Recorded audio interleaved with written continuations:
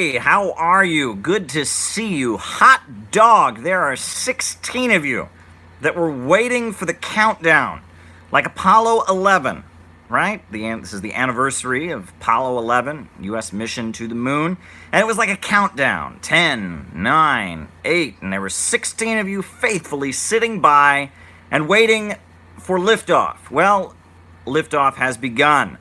The live has started, and I am happy to be here with you all in my lovely Brooklyn apartment. Yes, I see you there, Dan Uko. Welcome, welcome. Yes, I know you all thought I was going to be in Grand Central Station. However, that was the thumbnail. I took that thumbnail earlier today when I was in Grand Central, but I am not in Grand Central. However, I have noticed that the lives tend to do better when instead of putting a mere cityscape, which I love cityscapes, sci-fi cityscapes, international cityscapes, love them. But for the thumbnail, I decided to just take a picture of myself in an iconic place, Grand Central, New York City's Grand Central. Shout out to Felicity Sharp joining us. Shout out to Brandon joining us. He wants to talk about scientific socialism and conspiracy theories. We will talk about that. But yes, I wanted to take a picture of myself in an iconic location so that perhaps it would not simply be a picture of me. One time I did myself in my favorite burger place. JT24 is joining us. Hi there, JT24. But this time I decided to take a picture of myself in Grand Central Station and use that. Tommy Farras wants to talk about Jim Jones, the Jonestown incident.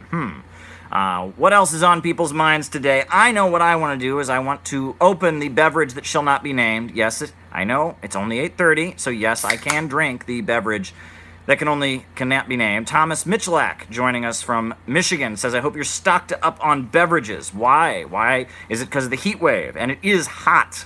It is certainly hot. Alex Gatia says, how are we today? Green Element says, oh hey, it's the Allende guy. All right. And the Sundance Kid and the, there you go. Alex Giovanni says, I am a diet soda addict for sure.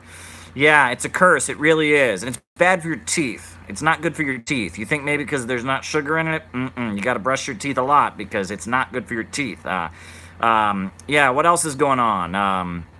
What else is happening as I pour my soda here? I've got stuff to talk about. I know you've got stuff to talk about. There was a request I talk about Christian socialism, which I intend to talk about later in the live. There was a request that I talk about many different topics. I know a lot of things are on people's minds. Climate change, oil tankers, all kinds of stuff is out there. Cuban cryptocurrencies. Yes, so much to get to. Puerto Rico and Hawaii. Where is the best school to learn journalism, says Dean Nixon. C.H. Douglas, economic theories, says right-wing socialist. So many different topics, so much to talk about. Enjoying some orange sort of beverage right now. Interesting. They don't make very much diet orange beverage, right?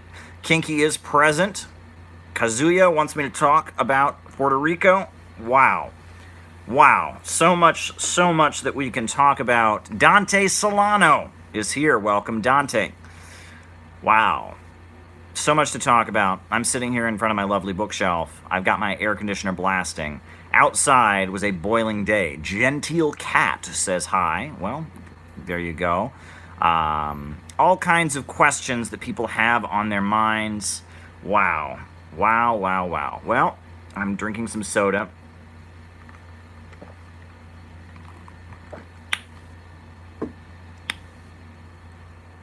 There you go. So, folks, it's a heat wave in New York City today. Record high temperatures. Actually, there's health problems resulting from these temperatures. There's an extreme heat warning for the city, if you look it up.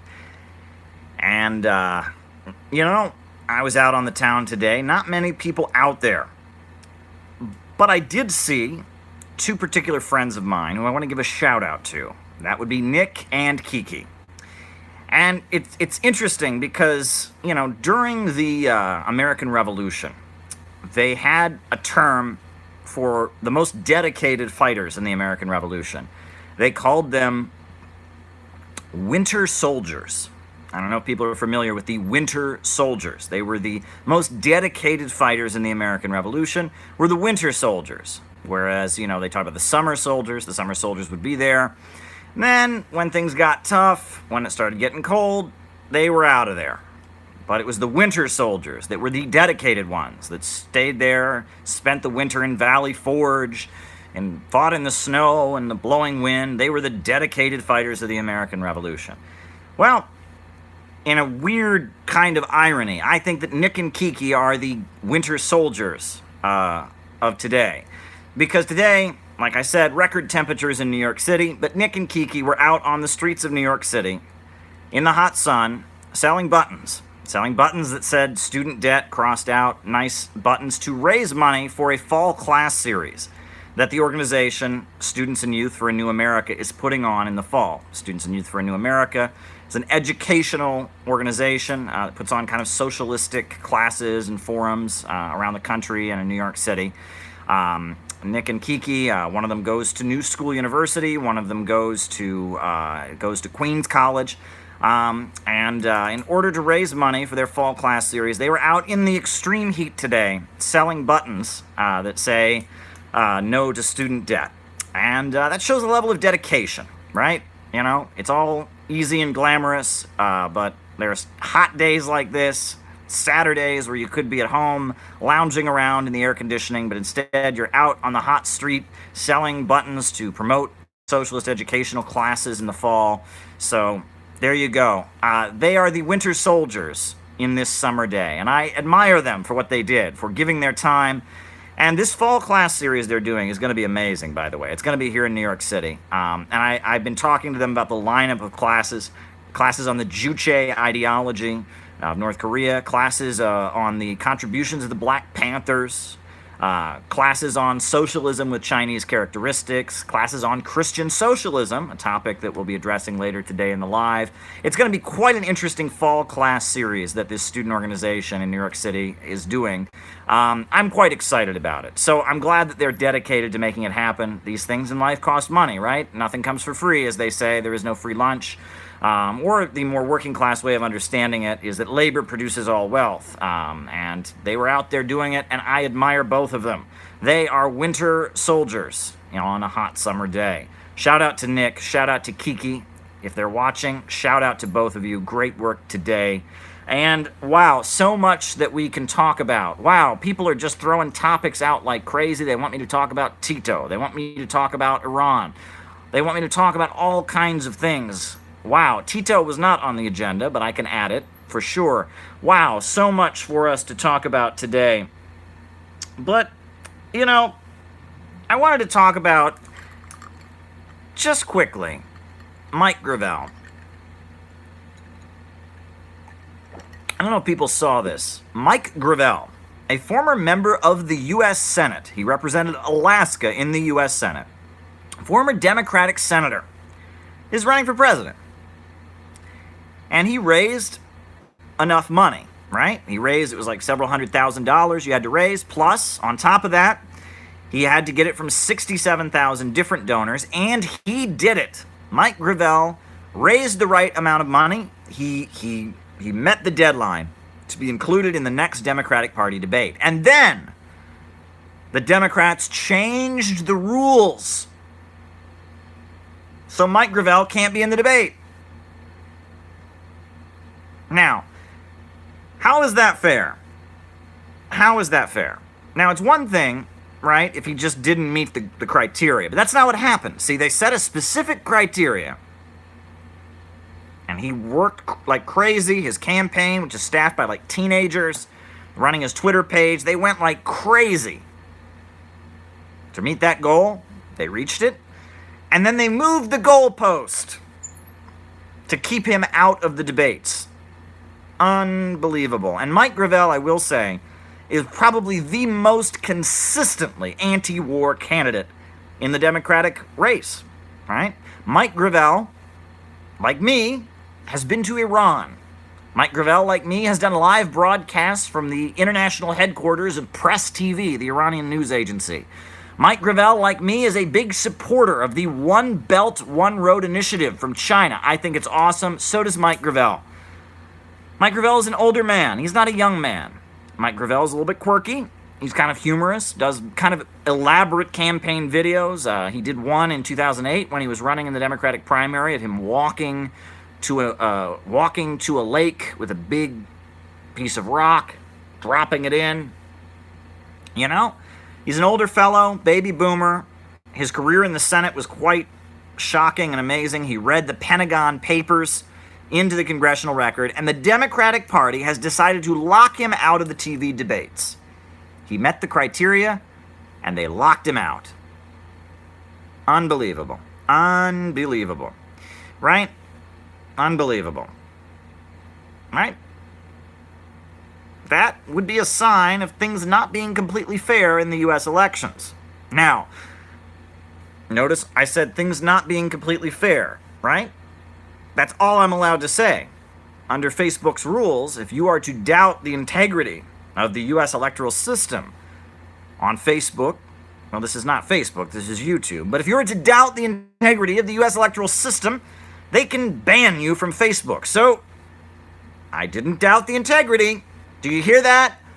Mark Zuckerberg, I didn't doubt the integrity of the U.S. electoral system. Let me be clear. I'm mad that Mike Gravel is not in the debate and that they moved the goalpost, but I didn't doubt the integrity of the U.S. electoral system.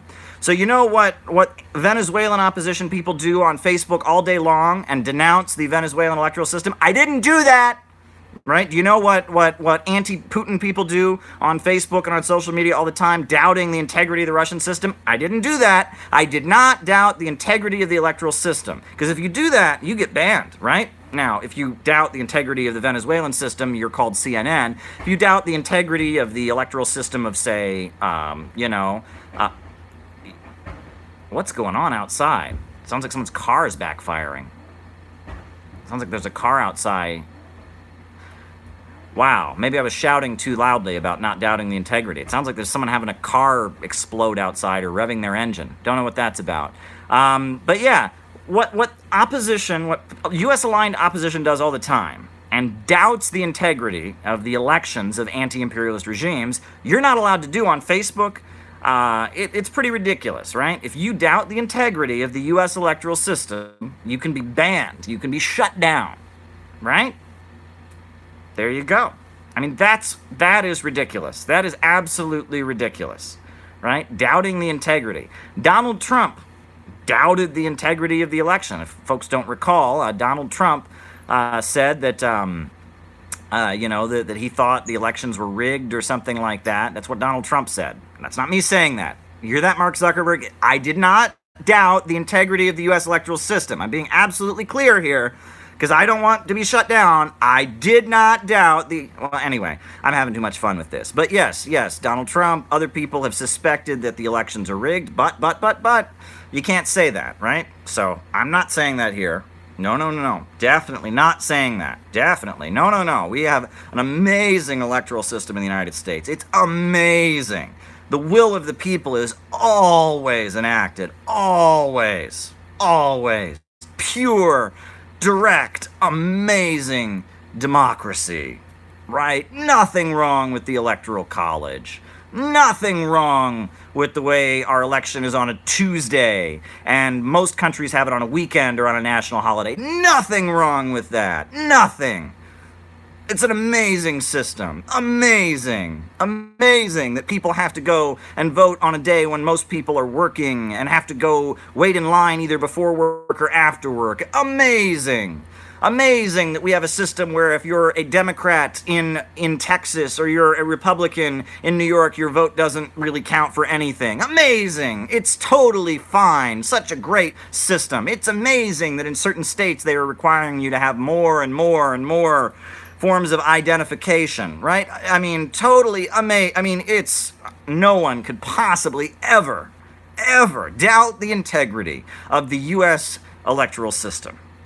No one. And I'm not doing that, right? You all heard me. I am not doubting the integrity of the U.S. electoral system. I'm not, right? Because I'm not allowed. If I do that, I have to be shut down. So I'm not doing that. right? I wouldn't do such a thing. No, no, no, no, no. We love the U.S. electoral system. The fact that they moved the goalpost and knocked Mike Gravel out of the debates, the fact that it was shown in emails that the DNC was working against Bernie Sanders in the 2016 election. No, no, no, no, no, no. No problems whatsoever. Can't do that, right? U.S. social media? Oh, no, no, no. If you question the integrity, if you doubt the integrity of the U.S. electoral system, you're out of here, so I'm not doing that. All that stuff I just raised is irrelevant. Does not matter. Doesn't matter. That's the party line. I am obeying Big Brother here. Big Brother says all that stuff I just mentioned about voter access and the Electoral College, all of that, just forget it.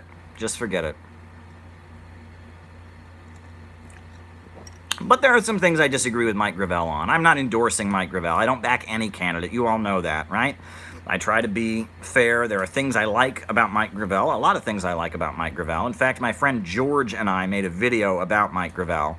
But no, in terms of, am I endorsing any candidate? I don't endorse any candidate. There are things about Bernie Sanders I really like. I like his economic populism, but his foreign policy is not where I'm at. Tulsi Gabbard's foreign policy is closer to where I'm at, but not on every issue. On some issues, she's a big supporter of Israel. I am not. There are things that I don't agree with Tulsi Gabbard on. Andrew Yang, a lot of things I like about Andrew Yang, but I'm not really sure about universal basic income. Not really sure about it. And there's some other positions he takes I'm not particularly keen on either. So, he repeats this, Russophobia, for example. I don't agree with that. Every candidate that I see something positive about, there are things I don't agree with. There are some candidates I really don't like. I'll tell you that much. I am not a fan of Kamala Harris. Not a fan of Kamala Harris at all. The lock 'em up candidate, the lock 'em up California prosecutor who destroyed people's lives, innocent people's lives, who the California Supreme Court had to step in more than once to stop from locking up innocent people she knew was innocent, but just got this sick pleasure from destroying their lives. Not a fan of hers. I am not a fan of Kamala Harris. Not a fan of hers. Just don't like her. Not a fan. Not a fan. Elizabeth Warren, I'm not a fan, really. I'll be honest. Okay, so she echoes Bernie a little bit. Wants to give everyone free health care in college. Okay, not opposed to that. That's generally okay. But, Elizabeth Warren, when it comes to foreign policy, she's certainly not where I'm at. And even when she was, do you remember the 2012 Democratic Convention? I do, because I was in Charlotte. I was actually, at that point, I was working with a nonprofit. I was part of building some of the demonstrations against not against, but the demonstrations that took place during the Democratic Convention of 2012 in Charlotte, North Carolina. And I was there, and I watched the convention. I was inside the convention, went to a couple workshops. I was also part of a lot of the protests that were going on out on the street. And when Elizabeth Warren got up and gave her big speech at the 2012 convention, and she said, corporations are not people! They're not people! It was supposed to be this epic moment, right? And people were crying, yes, we've been hurt. It's of course corporations are not people, right? Yes, according to U.S. law they are, but according to common sense they're not. Why am I supposed to start weeping yes, we've been hurt, Occupy Wall Street's been hurt, the revolution has happened? I just didn't feel that way, right? There's the whole Pocahontas thing, which you think you don't care about, but a lot of people do care about it, right? People often, if you're ideologically on the left or a Democrat, you don't care about that. If you're ideologically right-wing, you care about it, but you're not going to vote for her anyway. But if the folks that are in the middle, that kind of make up their minds, they tend to be much more influenced by personality.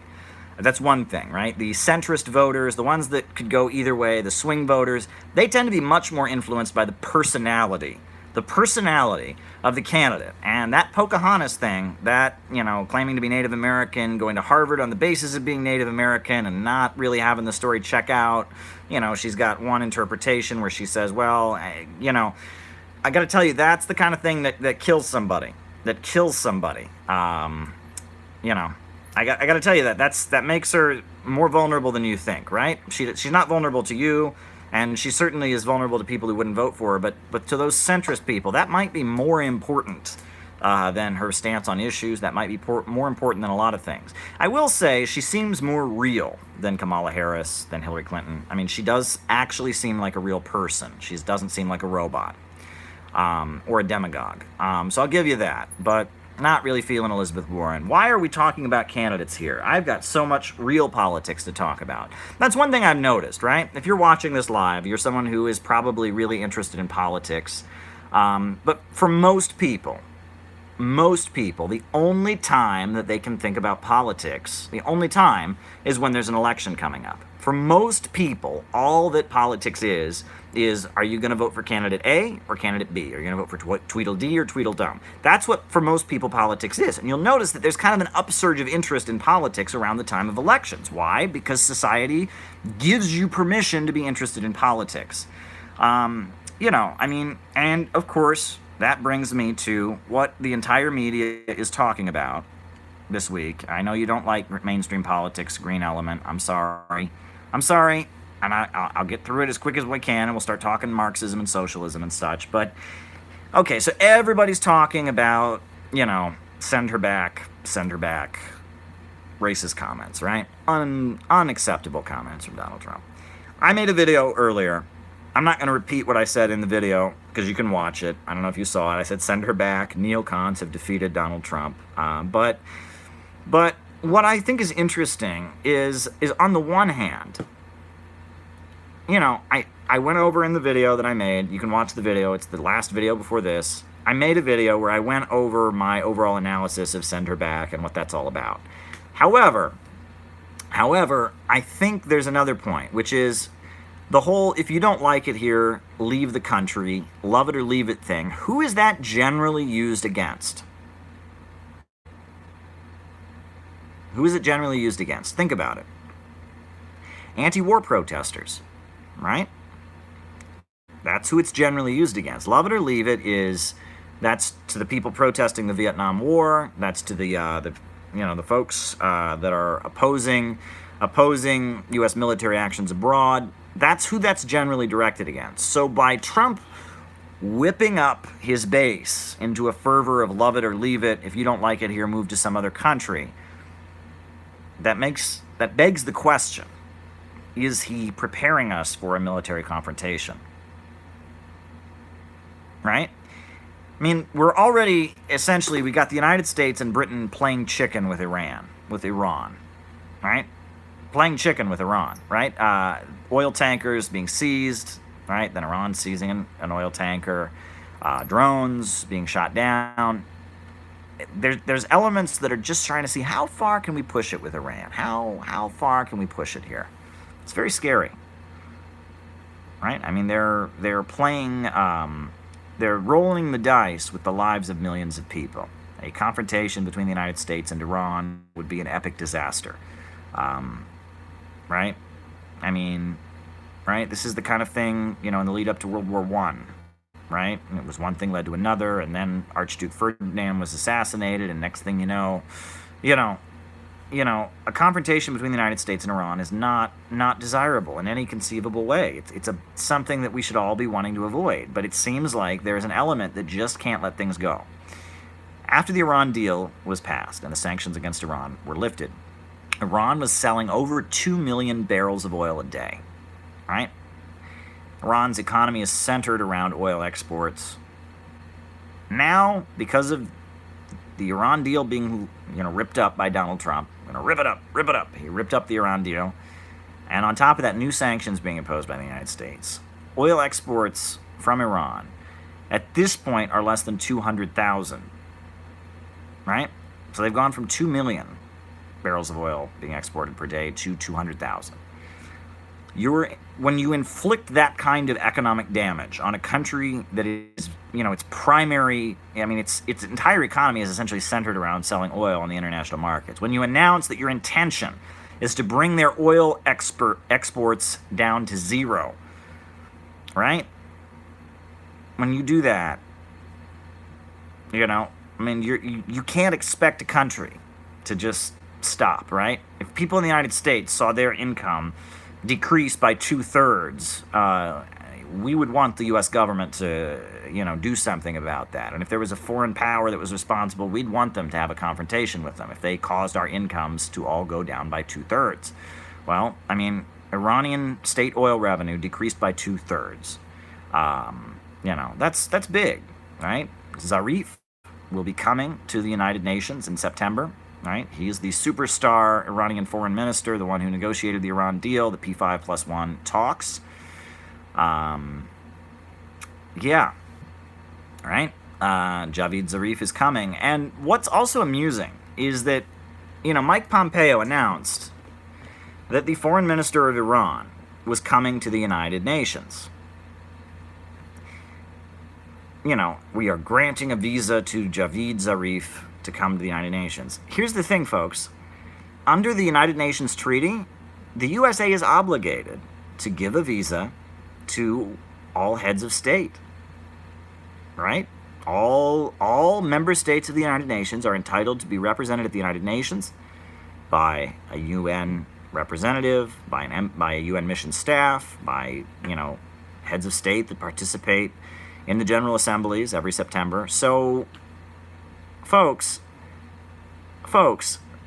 when Mike Pompeo announces that he's doing Iran a big favor, well, we're going to allow them to send their foreign minister. What is going on here? Right? But this happened under Obama. Under Barack Obama, right, the Iran deal was signed, and, they picked a new Iranian UN ambassador to be the representative. And the representative that they picked was Hamid Abu Talibi. He was appointed as the representative, the ambassador of Iran to the UN, the Iranian envoy to the United Nations. And the Obama administration said, nope, we don't like that guy. Nope. He was part of the embassy seizure back in 1979. He was one of the protesters who seized the U.S. embassy in Iran. So, nope, get him out. Nope, can't do that. That's completely in violation of the UN treaty, right? The USA has no diplomatic relations with North Korea, but North Korea is a UN member state, and so it has a representative at the United Nations, right?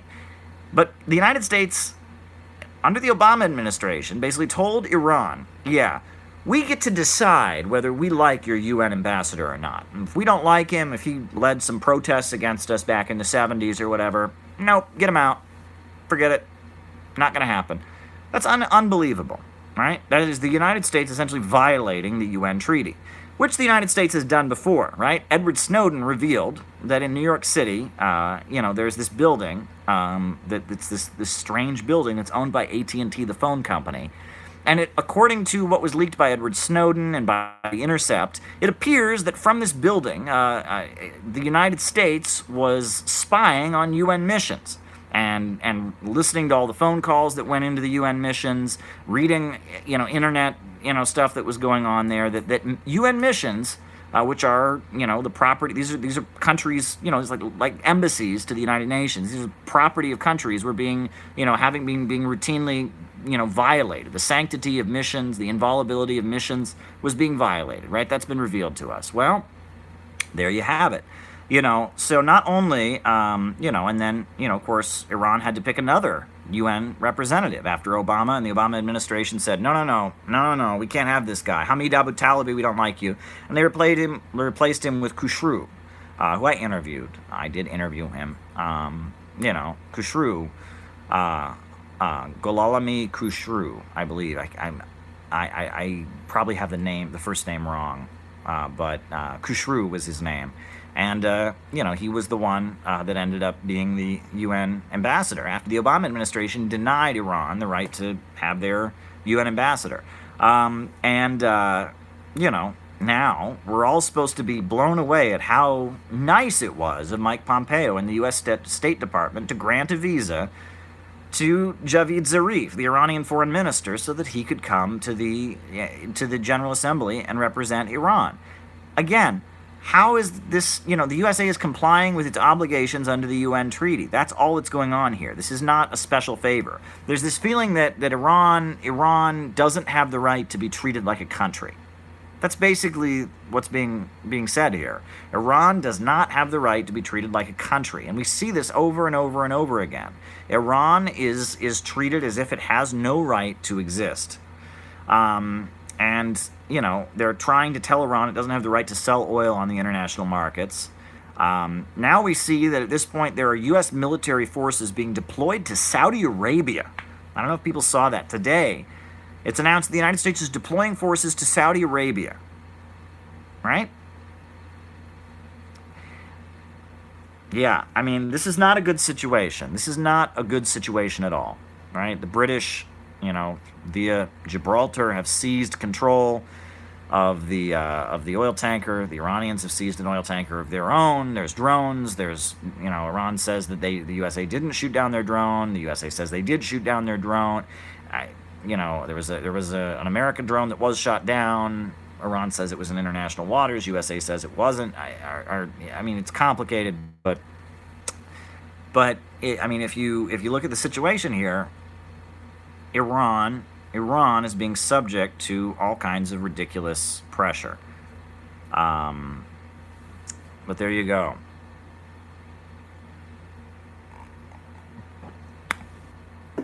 But that gets me to another point, which is the fact that the confrontation with Iran at this point, I'm opening another can of that beverage that I will not name.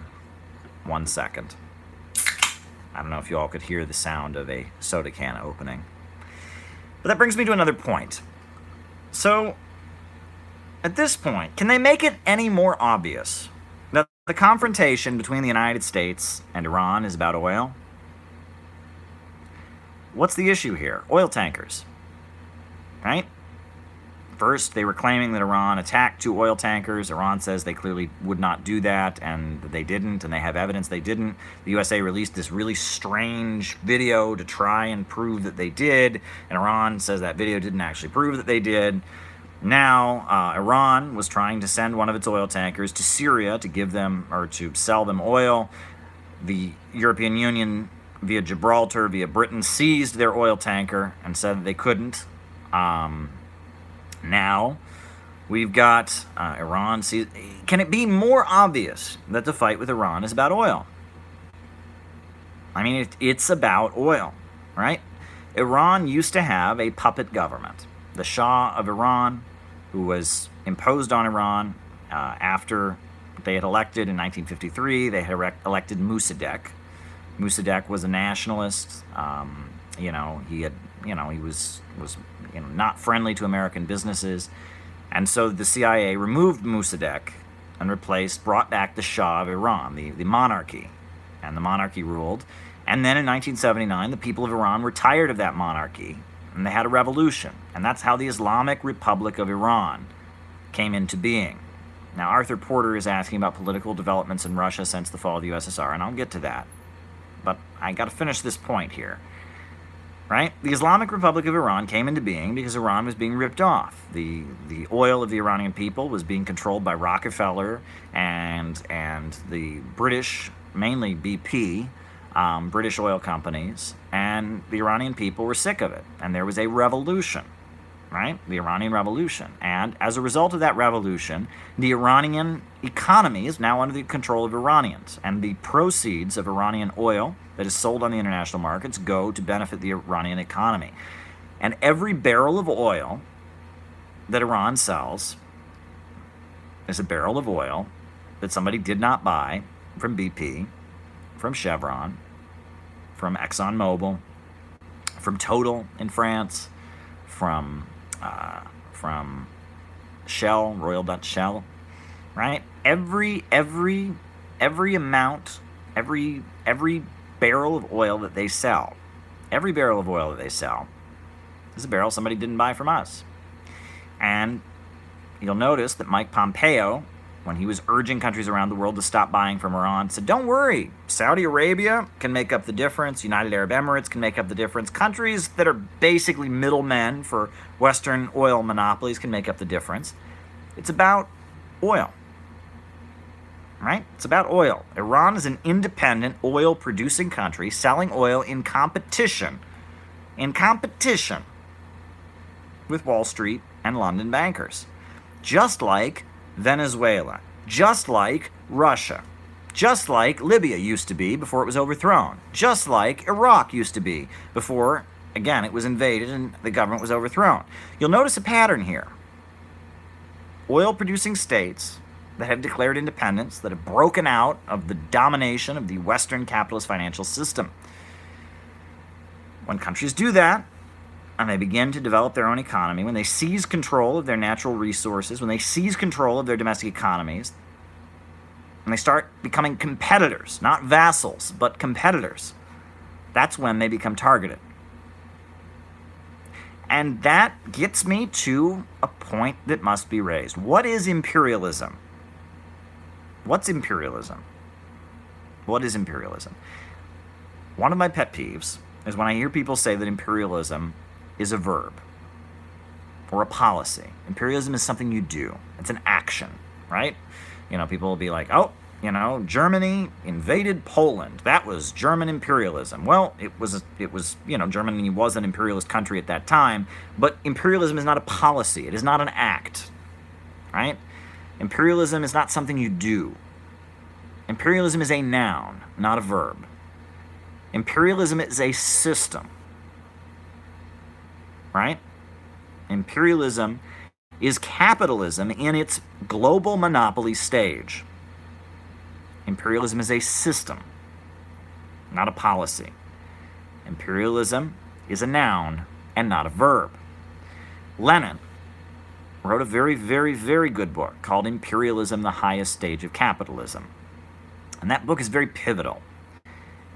If you just read Marx, but you never read Lenin's book Imperialism, you would probably think, well, interesting ideas there, but everything played out completely differently. Marx just was wrong. That's why you have to read Imperialism, the Highest Stage of Capitalism by Lenin.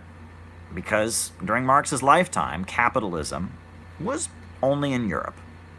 The system of industrial production, where you had factory owners making products, hiring workers selling their wages, selling their labor to the capitalist, getting wages in exchange, products being produced. Industrial capitalism existed in Europe, and that was that. Things changed drastically in the 1890s. By about 1900, the world economy had completely changed the way it was set up. Right? And one of the primary ways that the global economy had changed during the transition from industrial capitalism to imperialism, the highest stage of capitalism, was the rise of bankers. Right? Money lenders have always existed. They're necessary under capitalism. Under the capitalist system, they're absolutely necessary. They even are necessary under feudalism to some degree or other. But, the early years of capitalism were dominated by industrialists, right? People who owned big factories, people who owned big oil wells, people who, textile looms. That's how Britain, rose to its prominence in the world with the textile industry. But it was with the dominance of bankers.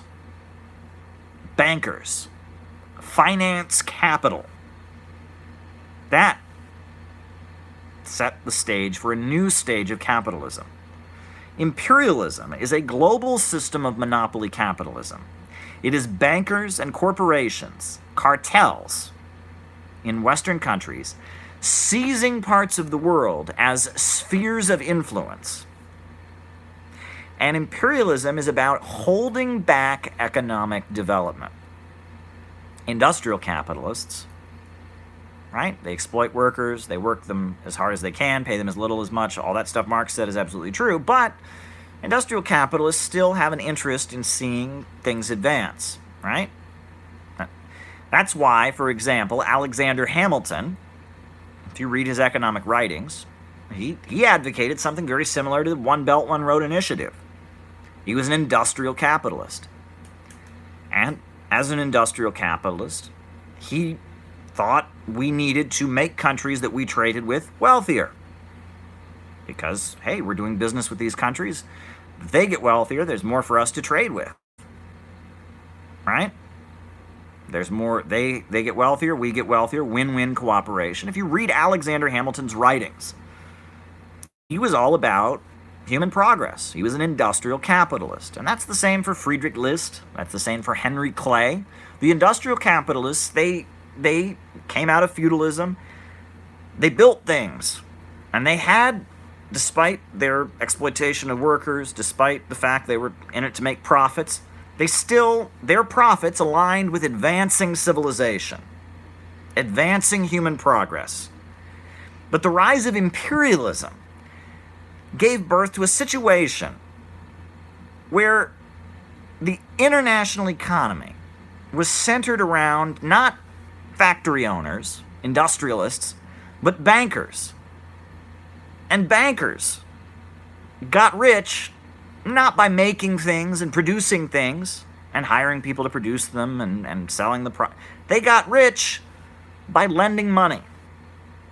And they got rich by carving out parts of the world as captive markets.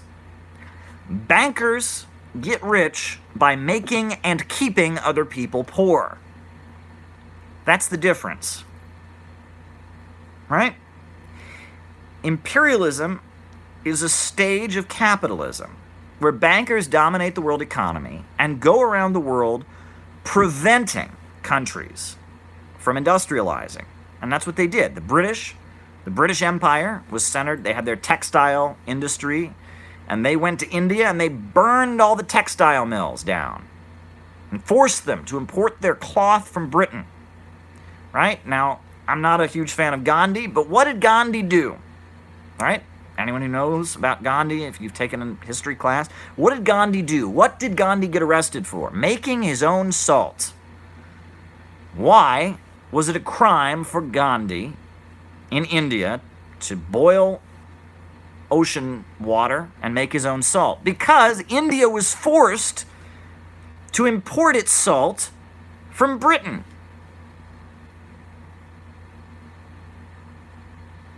We're starting to understand here.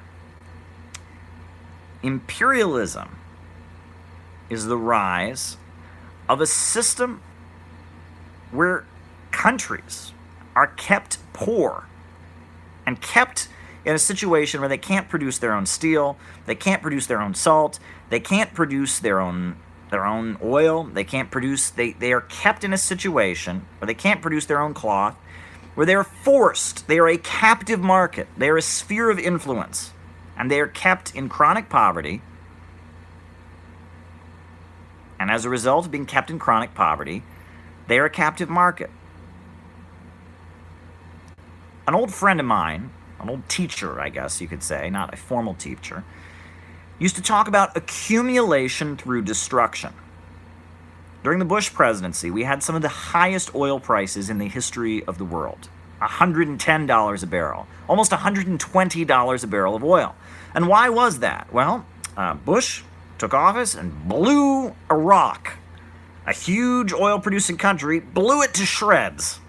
And so Iraq was destroyed, and the value of all the oil that people had in other countries went up because there was a shortage.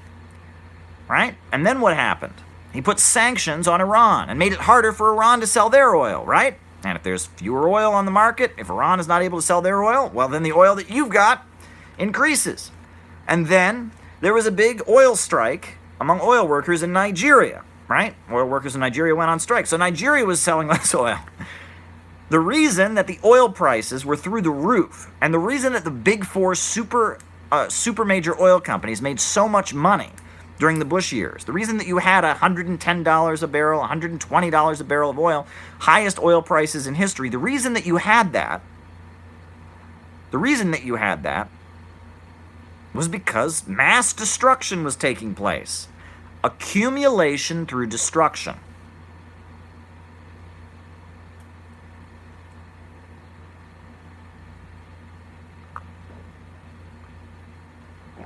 Accumulation through destruction. Imperialism is about holding back development around the world and keeping people poor. That's what imperialism is. Imperialism is capitalism in its monopoly stage. That's what imperialism is. And unlike industrial capitalism, imperialism does not believe in advancing the means of production.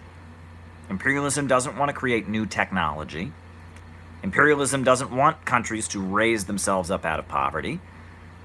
All of that would lead to a displacement of the imperialists, right? So what does imperialism believe? It doesn't believe that countries around the world should raise up out of poverty. Why? Then they'll make their own products, and then they won't be a captive market anymore. Imperialism doesn't believe that we should have new technology and new fuel sources. Why? Because they control the oil markets, and everyone buys their oil from them, with a few exceptions. So, what do they believe? Well, what do the imperialists believe? They believe, well, there's just too many people in the world. That's what they believe. Overpopulation. There are just too many people in the world, right? When India, a country that was a captive market of the British, prevented from developing its own economy, a country that had vast, thousands of years had been, producing cloth and looms and some of the most beautiful, a country like that was kept in chronic poverty. They had a man-made famine. And what did Winston Churchill say? Oh, there's too many of those people in India. They breed like rabbits. Right? Millions of people in India were starving to death. And what was the solution? Well, there's too many of them. There are too many of them. That's what Winston Churchill said. Right? The British Empire created a man-made famine in Iran. Right? Right? Prior to Iran gaining its independence, the British Empire produced a man-made famine there. The British Empire produced a man-made famine in Ireland, right? All over the world, the British Empire forced countries into states of chronic poverty, right? They went to Bangladesh, formerly known as Sonar Bengal, Golden Bangladesh for its textile industries. It did the same thing they did in Britain, the same thing they did in India. Tore down the looms, forced them to import all their cloth from the British textile mills, right? That's what imperialism is.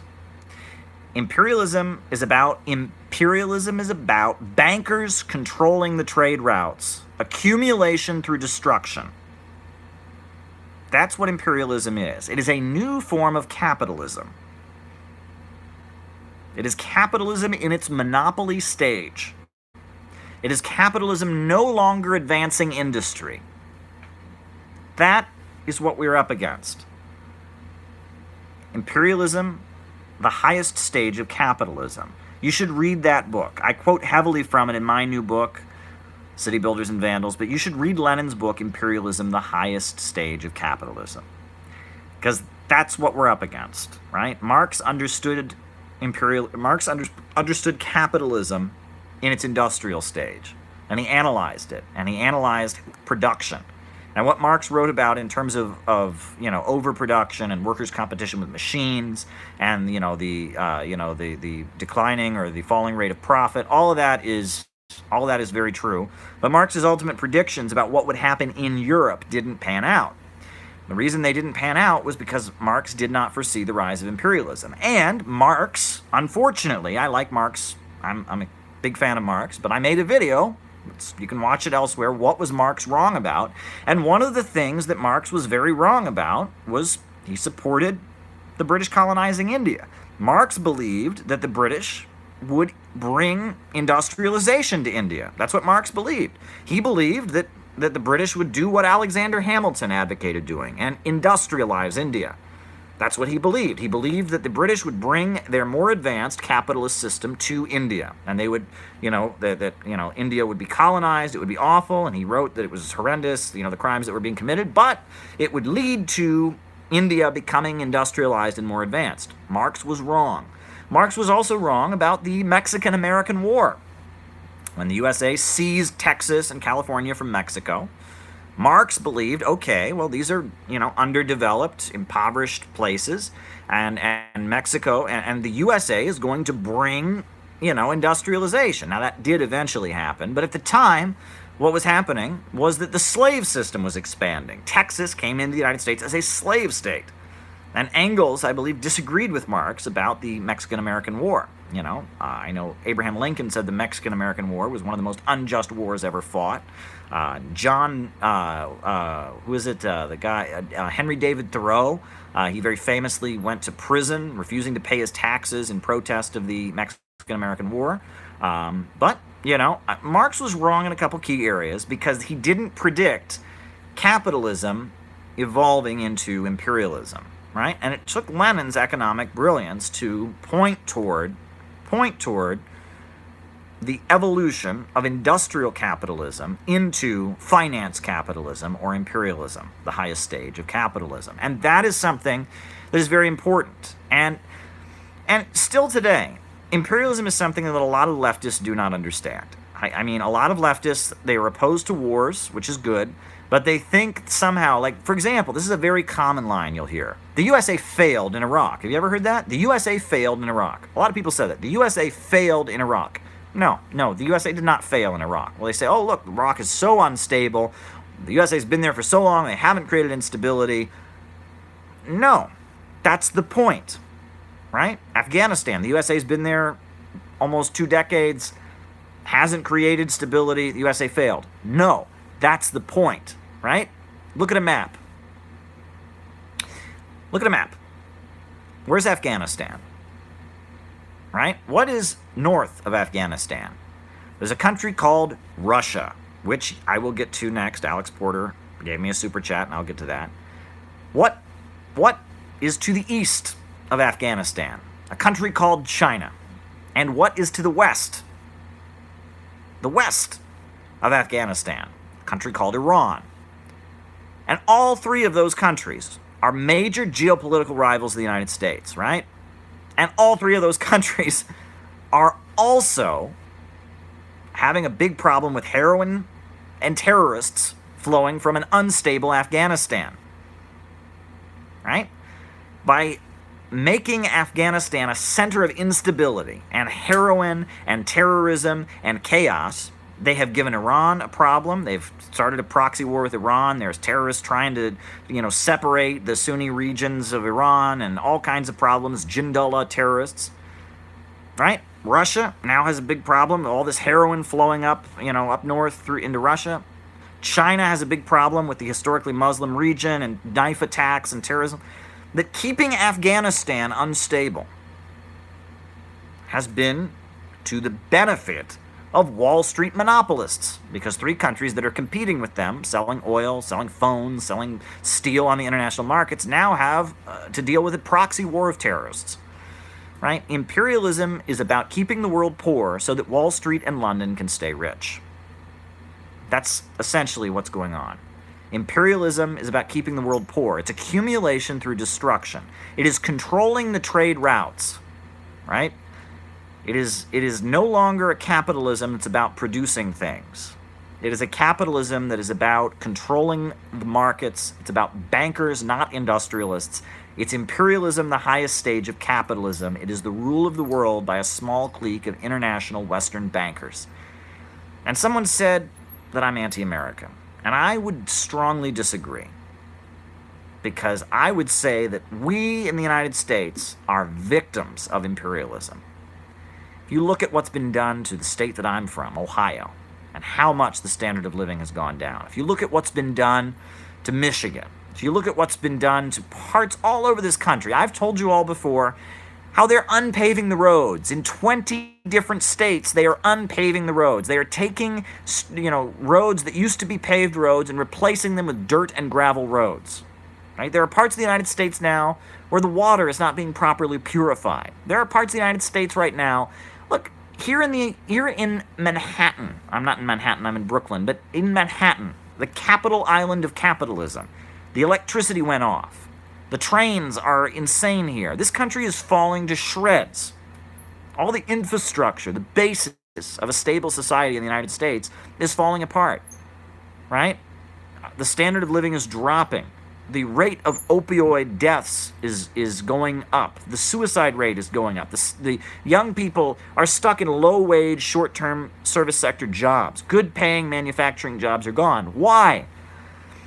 Because this same clique of international bankers, right, that used to be developing an industrial working class in the homeland to sell products to the world with a monopoly, are now realizing that because of computer technology, they don't need this industrial working class in the homeland. They don't need us here any longer. It used to be that the way the global economy worked is the USA and Britain and Germany and France went around the world tearing down countries like Vietnam, like Bangladesh, like Zaire, like, Chile, while building up and increasing the standard of living in the homeland.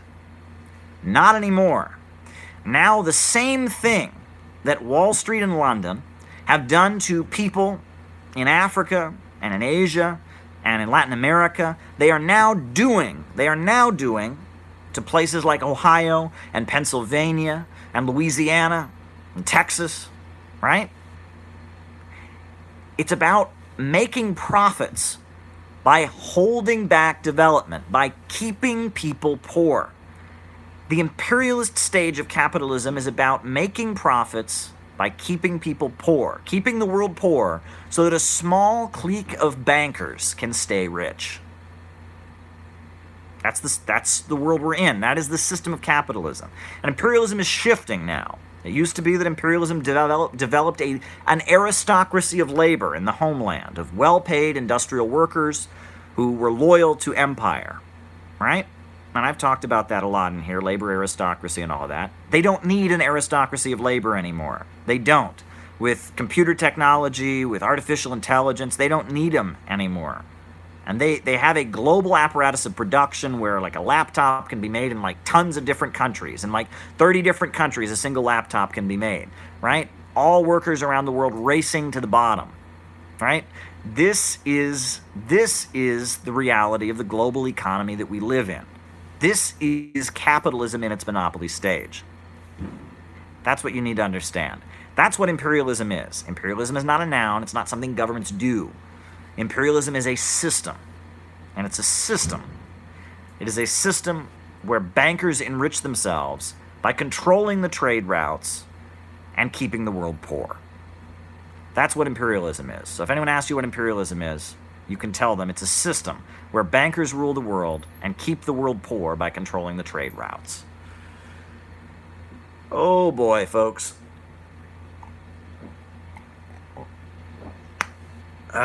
Crazy stuff going on tonight. But a lot of things to talk about. A lot of things to talk about. Folks, someone asked me about Christian socialism. I think Christian socialism is fascinating, right? I don't know if folks are aware of it, because, when I was growing up, you wouldn't have ever thought that such a thing existed. It was like the first thing you learned about communism was, well, Marx didn't believe in God and communists are anti-Christian. So the notion of Christian socialism was like obscured. But actually, Christian socialism predates Marxism. Long before Marx, there were Christian socialists. In fact, the word socialism, socialisme, actually, or I don't speak French, but it's socialism with an E on the end of it. It's in French. That's the first time the word socialism was used, was by Henry Saint-Simon. He's the one who invented the word socialism. He was French, and he was a very, very religious man. Very, very religious man. And he, had been part of the French Revolution, had lived through the French Revolution, and after the French Revolution, he saw the way people were being treated in post-revolutionary France, and how all kinds of people were being worked to death in these factories, how the nobles had been kind of replaced with the factory owners, and Henry Saint-Simon started talking about socialism as an alternative to capitalism. And he didn't even have, the word capitalism hadn't even come into being yet, right? It was actually Danish. It was in Denmark that the word capitalism originated. Marx picked it up and popularized it, but he didn't even call it capitalism. he called it individualism that he was against. He said that the individualism of the modern world in France that had replaced after the French Revolution was out of control. And he was a Christian. He was a religious man, and he started feeding people and taking care of them and trying to form like cooperative businesses, cooperative enterprises, co-ops, right? Like looms, where the people who worked in the loom shared the profits. And that was Henry Saint-Simon, the person who brought us the word socialism in French. Now, the first person to use the word socialism in English was Robert Owen. And Robert Owen was British, he was a British industrialist. He didn't like capitalism, and he started, kind of communes. He started New Lanark, a commune in Scotland, I believe. And then he eventually moved to Indiana and spent most of his life in Indiana. And he lived in Indiana with New Harmony, which was a commune he started in New Harmony in Indiana. And the city of New Harmony is still around, not really socialist anymore. But there you go. That was the first person. And Robert Owen was not a Christian per se, but he was deeply spiritual. He was very interested in spirits and the afterlife and the Bible and comparing different world religions. He was very much he was very much a spiritual person. But in Britain, before Marx, there was, the first working class movement in the world was in Britain. It was called the Chartist movement. It was a movement demanding a 12-hour workday, I believe, to limit the working day to 12 hours. The Chartist movement, and among the Chartists and other working class movements in Britain, they actually had, in order to teach a critique of capitalism, they actually had a saying. And they said, when Adam wove and Eve span, who was then the gentle man? Now think about that. When Adam wove and Eve span, who was then the gentle man? What are they saying? Well, they're saying, look, production, right? It's using the biblical story of Adam and Eve. But when there were two people in the world, one of them did one part of the work, weaving, the other did another part of the work, spinning, and you didn't need a capitalist. That was the point. What does the capitalist do? Well, he provides the capital, and he makes the profits, right? Why is the capitalist necessary in production? Well, because there would be no one to give the money if it wasn't there. So, why is that? Because the capitalist already has all the money. So the capitalist has the money, and so he provides the money for the production. He gets the profits from the production, and you get some wages to make sure you can come back to work the next day and feed yourself, right? The capitalist is not necessary, right? The workers produce the wealth. The capitalist simply finances it and reaps the profits. But the workers are the producers. That's the message of this proverb that was very popular among British Christian socialists. When Adam wove and Eve span, who was then the gentle man? Right? Now, old gringo. The American Indian movement predicted back in the 70s that the rest of America would be gutted and looted. They already took everything. Dennis Banks, Free Peltier. Well, interesting. I didn't realize the American Indian movement had predicted that. I know that the American Indian movement fractured into many different groups. I know that Russell Means and his faction, and there was another faction, and that it kind of fractured during the 1970s. And that I know there was a woman who was assassinated, and there was belief, some people believed she'd been killed by one section of the American Indian movement, others believe she'd been killed by the government, others people believe she'd been killed randomly, and that Russell Means and his section and other sections, there was a lot of division of the American Indian movement, which was highly infiltrated, especially after the shootouts and all of that. And, Leonard Peltier, many observers believe that it was friendly fire that killed the FBI agents, that Leonard Peltier did not shoot the FBI agents. They were killed by friendly fire. But he was convicted. And the other folks that were involved in the shootout that he was at were not convicted. They were acquitted. But Leonard Peltier had fled to Canada, and he was extradited back to the United States, and he was tried separately from the other Native American activists. He was convicted, and he remains in federal prison. And there were rumors, when Bill Clinton was leaving office, there were rumors that Bill Clinton was going to free Leonard Peltier. Rumors. And so Louis Frey, who was the FBI director, called for a protest of FBI agents. and hundreds of FBI agents surrounded the White House. In order to demand that Bill Clinton not free Leonard Peltier. And as Kinky points out, Obama freed a lot of people, like Chelsea Manning, right? Like who else, right? There's a Puerto Rican political prisoner, Oscar Rivera Lopez, but Obama wouldn't touch Leonard Peltier, right? That's, the FBI wants him locked up. FBI agents were killed, and, now many observers believe it was friendly fire. They don't believe that Leonard Peltier or the other AIM activists actually killed FBI agents. They believe they're innocent. But that's always how, you're not allowed to say that. Have you ever noticed that? Like whenever they describe supporters of Mumia Abu-Jamal, right, the former Black Panther, he was on death row for a while, now he's serving life in prison. The supporters believe he was innocent, right? They believe he was innocent. I've looked at the evidence. I personally believe Mumia Abu-Jamal is innocent also.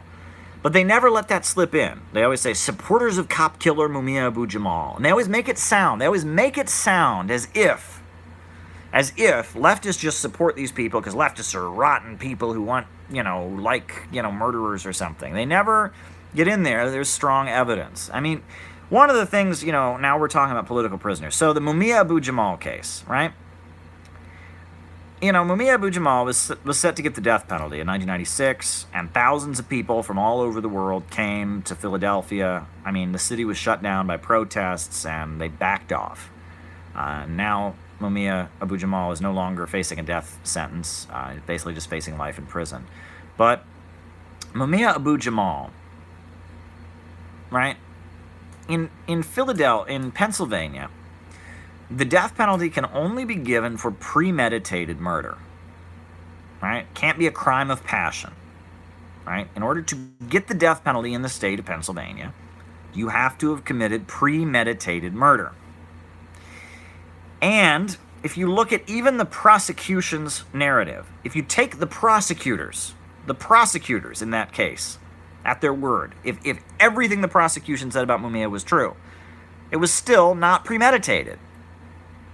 Right? They argue that it was a crime of passion, that Mumia was pulled over, according to their account of the story, and got angry at the police officer and shot him. Even according to them, it was a crime of passion. It was not the kind of thing anyone should get the death penalty for. But as supporters of Mumia Abu-Jamal repeatedly pointed out, that in the Mumia case, there was a pattern of what they call the Mumia exception.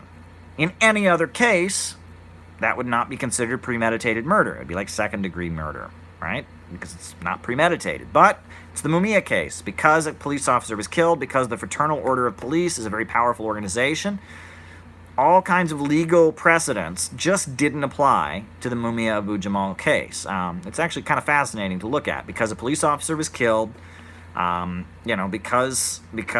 Mumia Abu-Jamal was a former member of the Black Panthers, because of that, the case was tainted with so much politics that it was like if you didn't want Mumia to get the death penalty, you were disrespecting the police. That's basically the atmosphere that was created around that case, and still is. I understand there's a sandwich shop in Philadelphia where they have T-shirts that say "Fry Mumia," and it's the attitude that the Philadelphia police and the Fraternal Order of Police on a national level says.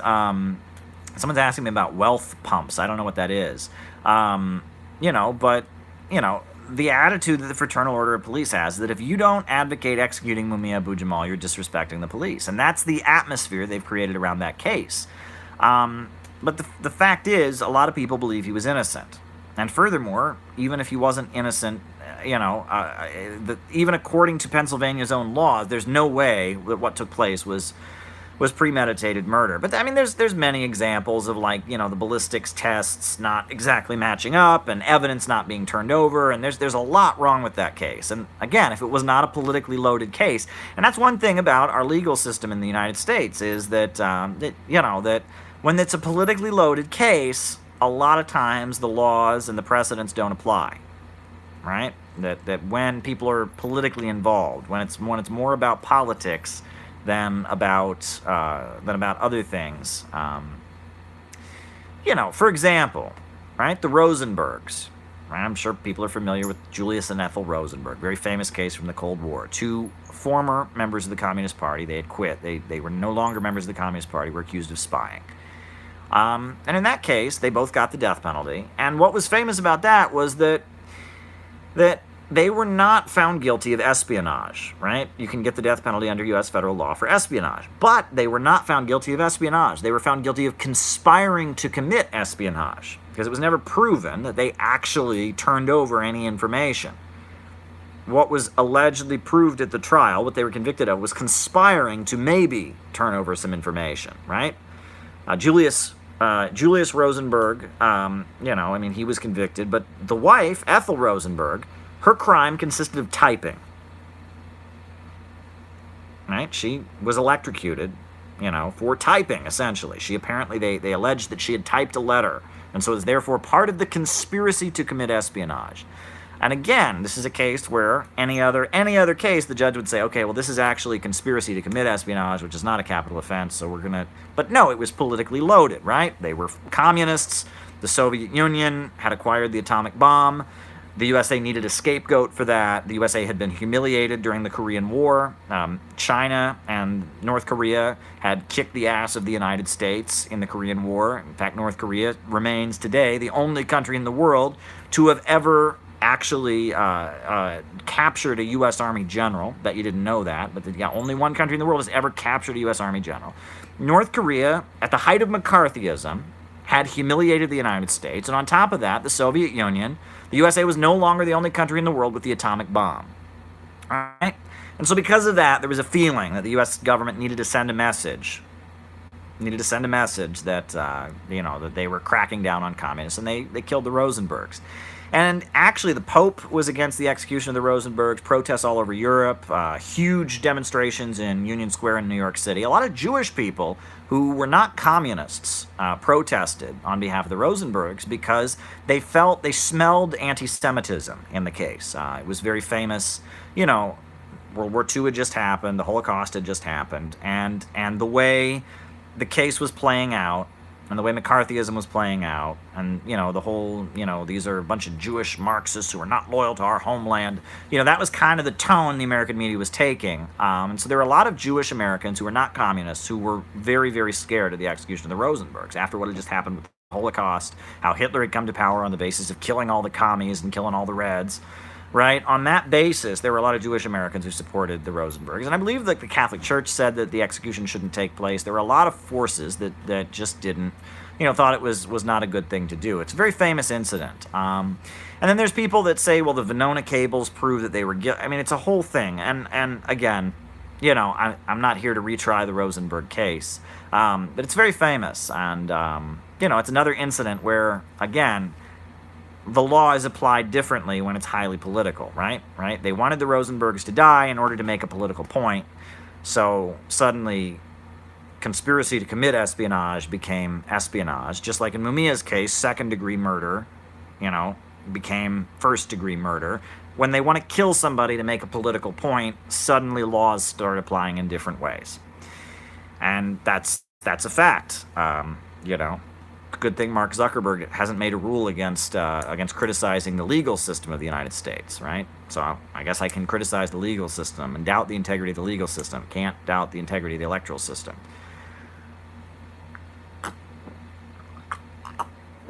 Oh, but what's on people's minds here? I saw a bunch of crazy stuff happening in the live here. Hating Scott says, all that Caleb said about Mumia could be said by James Alex Fields. I don't know who James Alex Fields is. I don't know who that is. Do you think the Greek Communist Party needs new leadership about their stagnant election?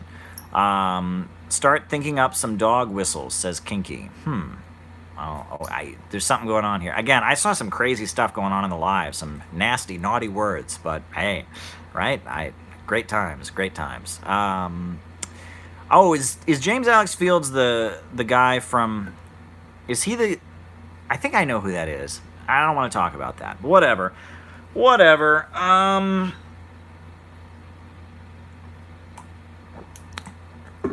What's going on, people? What's going on here? What is happening? Why do you support China's surveillance state? Well, if you must ask such a question, I would point you toward a TV segment I did on the issue, where I laid out that basically in China right now, you have quite a bit of millionaires and billionaires who don't particularly care for the Chinese Communist Party. The Chinese Communist Party is fighting for overall Chinese society, the goals of society. And you have a lot of millionaires and billionaires who aren't so loyal to the overall goals of the revolution. And there's a fight taking place in China where the party is fighting to assert, and in some cases to reassert, the overall goals of the Chinese Revolution, and that there is a layer in China that believes in neoliberalism. That exists, and the Communist Party of China does not believe in neoliberalism. It believes in a state-run planned economy. But there is a layer in China that that has embraced Western economic beliefs, and that's a problem. And the other thing I would say, to be fair, is that there's a lot of stuff that we read in American media about the Chinese, about all kinds of stuff related to China that's just not true. Okay, so take everything you see with a grain of salt. Number one, right? I read that it's illegal to be a Muslim in China. Wrong. There's actually a special Communist Party endorsed Muslim association. The Chinese government's been building and funding Muslim seminaries all across the Islamic regions. There's pictures of President Xi meeting with imams. It is not illegal to be a Muslim in China, but you would see that all over the internet. All these people who've never been to China, who are just repeating the Saudi line, are telling people that it's illegal to be a Muslim in China. That's not true, right? So everything you see, put in context. Not saying that there aren't things going on that I wouldn't approve of. The other thing to remember is that that China has a very different legal and political system than we do. Okay? And that, I do not advocate the Chinese political model coming to the United States. I don't, and I never have. I've never advocated the Soviet model coming to the United States. I've never advocated the Korean or Venezuelan model coming to the United States. I advocate socialism with American characteristics, a socialism rooted in our way of life and our culture. So, what China does, I don't know what is the best for them to do. Maybe it's the right thing to have surveillance on the scale that they have it. Maybe they don't actually have it on the scale that they have it, right? There's plenty of garbage in American media. You know that. On top of that, second, third of all, it might be wrong, right? Just because a country does a bad thing or does something that is not right does not make it not socialist. And that's one of the things I've heard endlessly, right? This country can't be socialist because they don't implement LGBT rights the way I like. This country can't be socialist because the leader said something I disagree with. That's irrelevant, right?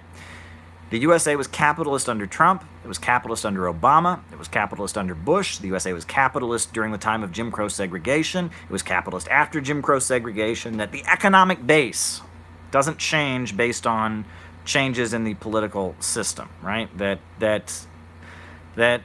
socialism is when the banks, factories, and industries are operated to serve public good and not profits. And think about it, right? Think about the people in your neighborhood, right? In theory, right? If the people in your neighborhood, the working class, the people in your neighborhood that were in power, would there still be homophobia in the United States? Would there still be racism in the United States? Would there still be gender discrimination in the United States, right? Revolutions don't, it's not like everything just goes away instantly, right? It's not how revolutions happen. You don't just get to erase the entire history of the world and start over and just construct your utopia, and there are socialist countries that have done bad things. There are socialist countries that have done things that are not necessarily correct. And you don't have to endorse those bad things. You don't have to defend those bad things. You can just say, look, they did this thing I don't agree with. That's that. That's that. There's no reason to blindly... And that's what I think people don't get. Whoever asked me that question about, why do you blindly defend the Chinese surveillance state? I don't. I point out that socialism with Chinese characteristics has raised 700 million people out of poverty. It's taken what was once one of the poorest countries in the world and made it a global superpower, right? It has vastly turned around the lives of millions of people. It's creating the cutting edge of the space program right now. It's advancing computer technology. It's building the One Belt, One Road alternative on the global economy. That's what I like, right? It shows that socialism is having successes. Now, maybe it's also doing bad things, and that happens, right? Maybe, and I don't endorse bad things. If bad things are going on, if the Chinese government is doing things that are wrong, people are being unfairly persecuted, I'm against it. But if the Chinese government is doing things that are good and using socialist methods to do it, I will point that out. I don't get this, right? You know, if somebody drives a car that is made in Japan, if someone drives a Toyota, no one goes up to them and says, "Oh, why do you support Japan and the Japanese government? You support the rape of Nanking and you support, the colonization of Korea." No, they just said, "Oh, he's driving a car. It's a nice car made in Japan," right? Someone buys a computer made in another country. No one, if someone buys a computer made in Germany, no one goes up to them and says, you bought that computer, though. You must approve of the Holocaust. You must be a Nazi. No, it's a good computer. Socialism is something that has been successful in China. Do I approve of everything that China has ever done? Does embracing socialism, not even Chinese socialism, I don't call for Chinese socialism, I call for American socialism, but does embracing Chinese socialism make me personally responsible for everything the Chinese government has ever done? No. Folks, socialism is a tool. Socialism is a tool. I think that's what we need to get here. If you listen to the Cubans talk, they say Cuba has used socialism to get where it is. If you listen to the Chinese talk, they say, we have utilized socialism. We've used socialism to raise 700 million people out of poverty. Socialism is a tool. Socialism is not the goal. It is a means to an end. The goal is a world without poverty. The goal is a world with so much material abundance, so much prosperity, that people can live completely comfortable lives, and eventually the need for any state can go away. The goal, in the long term, we're talking thousands of years, is a classless, stateless world. That's the goal. A world where technology has advanced, where human rights has advanced, where people are so comfortable, and there's just been so much of an advance that people can just kind of do what they feel like doing, take what they need, do what they feel like doing. That's the goal. That is the ultimate ideal of communism. Right? And it's only achievable by utilizing a tool called socialism. Socialism is where the banks, factories, and industries are controlled by the people. When we plan the economy, the only way you can have unlimited growth is by planning the economy. Right? Capitalism leads to a situation where the more you advance technology, the poorer people get. People are homeless because there are too many houses. People are hungry because there is too much food. People get cold in the winter because there is too much heating gas. Right? There's an old story about a coal miner. It's a coal miner. And his son says to him, "Father, why is it so cold in the house? It's wintertime. Can't you light the stove? I'm freezing." The father says, "No, I can't light the stove. Can't." And the son says, "Why? Why can't we light the stove?" He says, "Because I got laid off. I lost my job at the coal mine, so we can't afford to buy any coal." Right? I don't have a job. Not working. Can't afford to buy any coal. Can't light the stove. And the boy says to his father, "Why? Why did you lose your job at the coal mine?"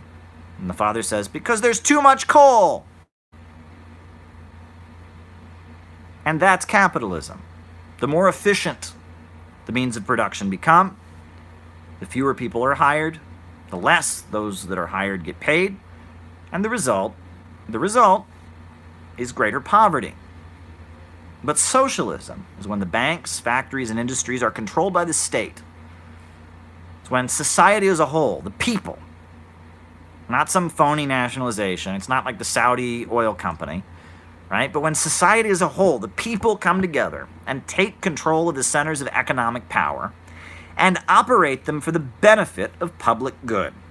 That's what socialism is. That's what has happened in China. That's what has happened in Cuba. It's what happened in Russia. It's what happened in Libya during the time of Gaddafi. It's what has happened in Syria. And it's what has happened in Venezuela. And it is a successful system. You know? Today I was looking at a map today of the low energy countries. Low energy countries. These are countries that use less than 900 kilowatts of power per capita. Low consumption countries. Those are countries that are really lagging in terms of infrastructure. All of them are capitalist. Right? Chad, Uganda, Niger. It's a tragedy. All these countries in the developing world where they have free market policies and they don't have electricity. And, you know, if your electricity consumption is not on the level of a middle-income country, at the same time your life expectancy is going to be low. And your infant mortality rate is going to be higher, right? A friend of mine, Ramiro, I know he's watching right now, he did a great live going over the goals and the achievements of the Nicaraguan Revolution. He and his partner, it was a great video. And one of the things that they talked about is one of the great achievements of the Sandinista government in Nicaragua is building roads. Roads, right? In Nicaragua, the imperialists had been there. The United States sent the Marines there roughly 12 times. American businesses like the United Fruit Company had been dominating the place, but huge parts of the country had no road access. And so when the Sandinista government came in, not only did they bring in Cuban doctors and wipe out illiteracy in the country, right? But they also built roads. And all of a sudden, these people who had lived in remote rural areas, indigenous people, had access to bigger cities and to more trade. Right? The imperialists are very good at going to Africa and droning people and killing people with drones. The imperialists are very good at going to Africa and, extracting oil. The imperialists are very good at going to Africa and, taking photographs of patting, little children on the head and raising money for charities. But when it comes to teaching people to read, go to all these countries that have never broken out of the global free market capitalist system, massive rates of illiteracy, very high infant mortality rate, very, very high, very, very low life expectancy. Nigeria is a great example. Nigeria, since the destruction of Libya, Nigeria became the top oil-producing country on the African continent. Huge population, and the people there live in utter poverty. The amount of poverty the people in Nigeria live in is low life expectancy, low rate of literacy. It's awful. And this is the richest, the most oil-rich section of the African continent. We have an oil-based economy. This should be a booming economy. Go to Nigeria. They should be rich. People should be millionaires and billionaires. They should be the wealthiest people. But no, the wealth of the Niger Delta region, that oil wealth, is being acquired by ExxonMobil and BP and Chevron and Royal Dutch Shell, and the people of Nigeria are deeply poor. But when Libya was the highest African oil exporting country, the result was massive. Libya had the highest life expectancy in Africa. They built the biggest irrigation system in the world, the man-made river. Google it. Gaddafi mobilized the population, invested huge amounts of oil revenue into building this huge irrigation system all over Libya. And why did he do it? Just to look good? Just look at me, I did this. No. He did it because he knew that being an oil-producing country was a trap for Libya. It was a trap. And that by building this huge irrigation system, they could start farming and growing their own food so that they don't get into the situation that Venezuela's in, where something goes wrong in the oil markets and then they got a food crisis. Right? Gaddafi took a desert country, built a huge irrigation system, right, in the hopes of getting them out of dependency on the oil markets. Why does Egypt have electricity now?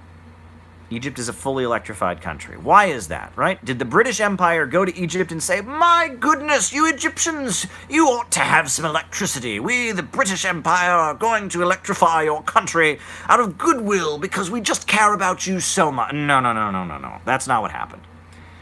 The reason that Egypt has electricity is because Khrushchev and the Soviet Union teamed up with a socialist, the Arab socialist president Abdel Nasser, and built the biggest hydroelectrical power plant in the entire Middle East. The biggest hydroelectrical power plant in the entire Middle East, the Aswan Dam. And until then, huge chunks of Egypt had never had electricity. But after that facility was built, all of a sudden, all of Egypt was fully electrified, right? And the British and the French and different imperial powers had been in Egypt for a long time. They'd never electrified the place, right? Right? In Syria, the Soviet Union teamed up with the Ba'athist Arab Socialist government to build huge amounts of electricity, huge power plants to wipe out illiteracy in the country, which they did during the 1980s. The Ba'athist Arab Socialist government, in alliance with the Soviet Union and in alliance with Cuba, they wiped out illiteracy in the country.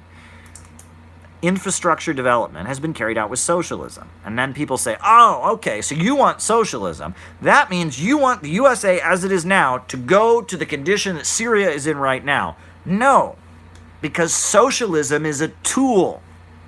That's what you need to understand. Socialism is a tool. Socialism is a tool that the Syrians have used to wipe out illiteracy, to build hydroelectrical power plants, to industrialize their country. Socialism is a tool that the Egyptians used to electrify the entire country.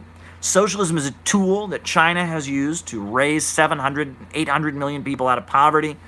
Socialism is a tool that Russia used to become a world power. And I believe socialism is a tool that eventually the entire human race is going to use to ultimately get to that final vision. It's a long time away, hundreds, maybe even thousands of years away, of a stateless, classless world based on huge advances in technology, huge material abundance, right? That's Marxism. What I'm telling you now is Marxism. What a day it is, folks. Wow. We've talked about a lot of things. We've talked about Mike Gravel. We've talked about imperialism. We've talked about Iran, oil tankers. We have talked about Trump's racist comments. We have talked about Christian socialism. We have talked about winter soldiers. We have talked about what is left for us to talk about. Well,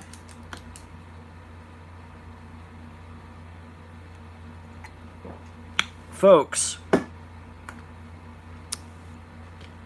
the space program. Right? Today is that anniversary, Apollo 11, moon landing.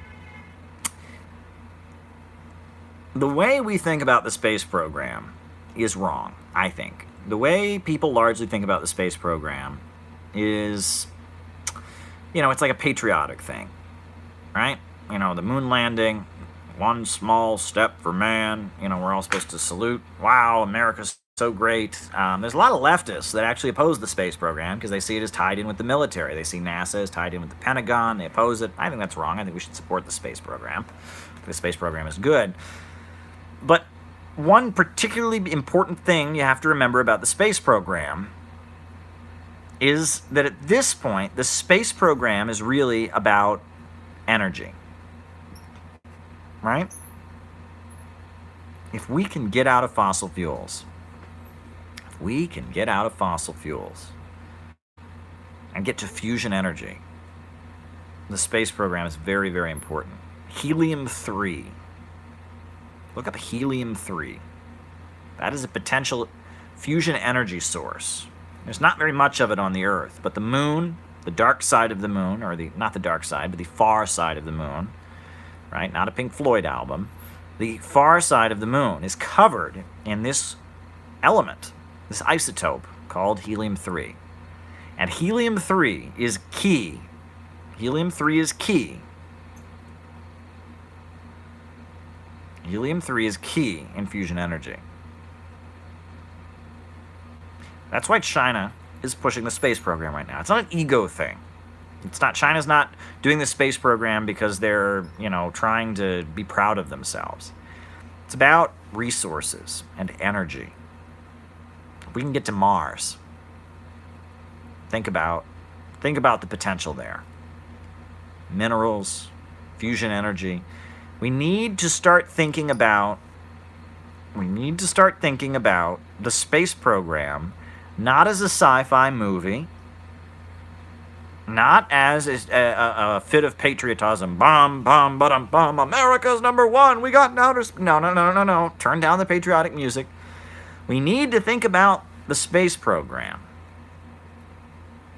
as a way to get out of fossil fuels and to have economic advancement. And folks, I'll say what I've said before. I said this in a class that I gave. I've heard this from other people who I may not agree with on everything. It needs to be said. The basis of almost all of the evil in our contemporary world today is the belief that the pie is only this big. When the pie is only this big,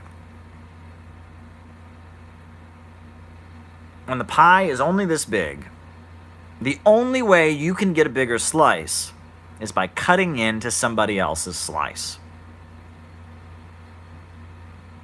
Scarcity, a lack of resources, limited resources. When you start hearing those terms, run. Right? I totally, global warming is a fact. Right? I agree with global warming is a fact, climate change is a fact. But when you hear the phrase limited resources, run. That is the end. There is no limit to growth. There is no limit to growth. And the answer to global warming is technology. And the answer to global warming is fusion energy. And the answer to global warming is space travel and the space program. The answer to the problems we face as a species is progress. Yes. Is there a limited amount of oil? Yeah. That's why we need fusion energy. That's why we need to get out of fossil fuels. That's why we need to develop more efficient ways of doing things. The answer is progress. Think about your life. Just think about your life for a minute. When were you the happiest in your life? Now, most people, if you ask them what point in your life were you happiest, they'll think of a time in their life where they were advancing, they were moving ahead, life was getting better for them, life was getting better for their kids, for their family. Human beings want to advance. We want to feel like we're moving ahead in the world. And depressed people that are depressed. What is the basis of being depressed? Well, they feel like they're not moving ahead in the world. They feel like that tomorrow might not be better than today, right? They don't feel inspired to wake up in the morning, right?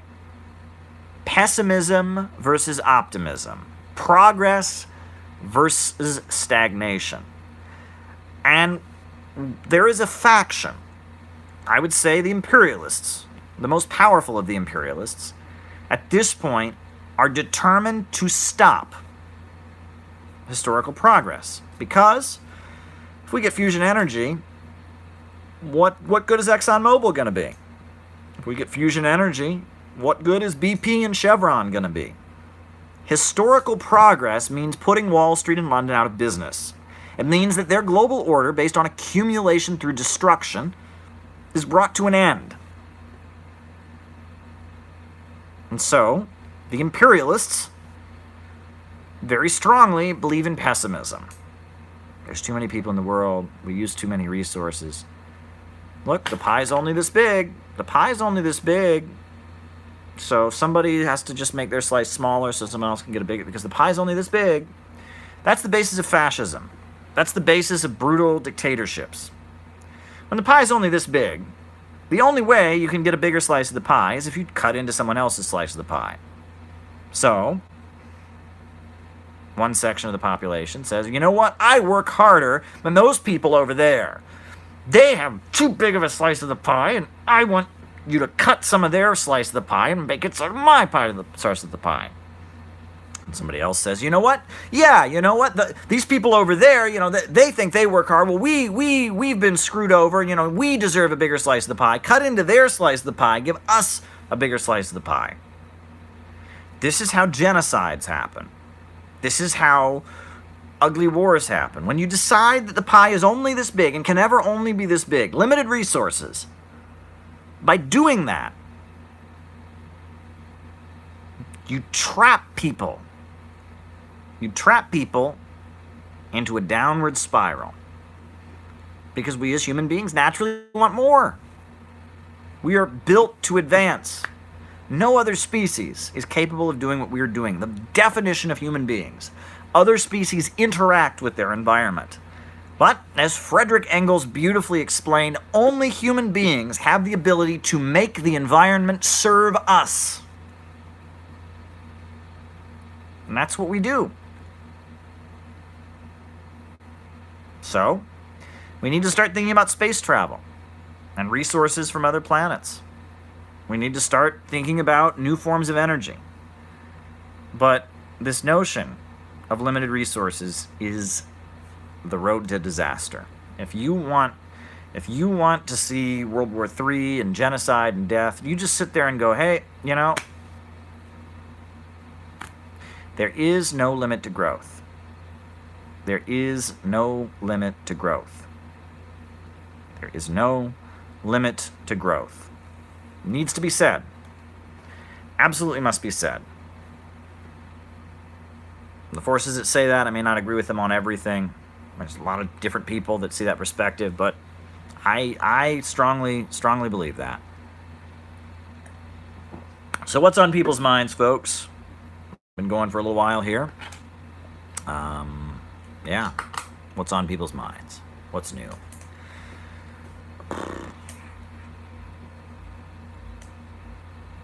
Yeah. Now, Adam Jensen says there's nothing wrong with using resources more carefully, and that I agree with. I 100% agree with that. We don't use our resources in a rational way, right? For example, here's a great example. Right now, we're an oil-producing country, right? Right now, the United States is producing more oil than ever before in history because of fracking. We are producing huge amounts of oil, so much so that a few years back, Congress actually lifted the 1973 oil export ban. And the United States is exporting oil. China's buying our oil. People are buying oil from us all over the world. We're exporting. We used to be an oil importing country. We used to be dependent on countries like Saudi Arabia to import our oil. Now we're oil exporting. At this point, we have so much oil in the United States, so why in the world are we selling oil around the world and importing oil? Why? That's not rational. If we have all this oil here, we should just use the oil that's here.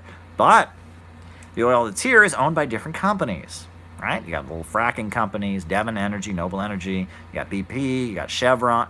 And because of this, we have this completely irrational setup, right? Where we're sending oil overseas and importing oil at the same time. It doesn't make any sense, right? If we had a rationally planned economy, we'd say, okay, we're going to use the oil that's here, and then what's left over we'll sell, and then the benefits, the proceeds, will go into the state budget. That's just rational. But it's not rational, right?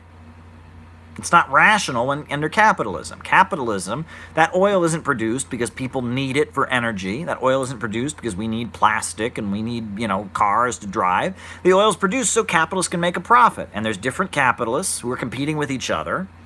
And so it makes sense. It's completely irrational that we're selling oil, exporting, and importing at the same time. It doesn't make any sense.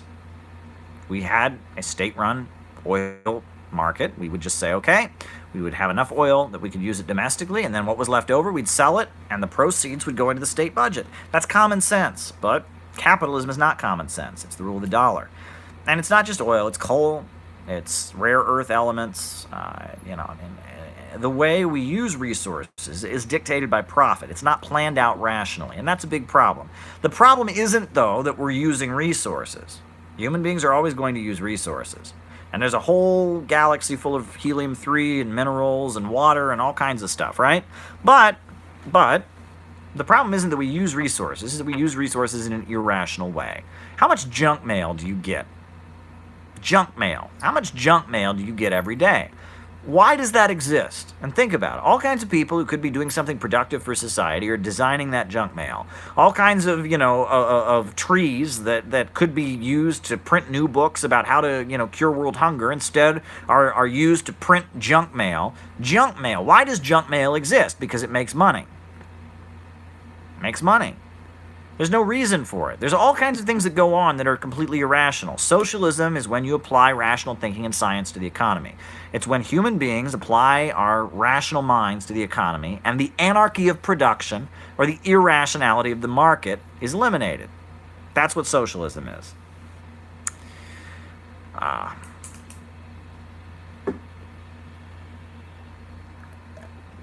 Genki says there's YouTube videos about how to compress the junk mail into bricks. Well, that's interesting.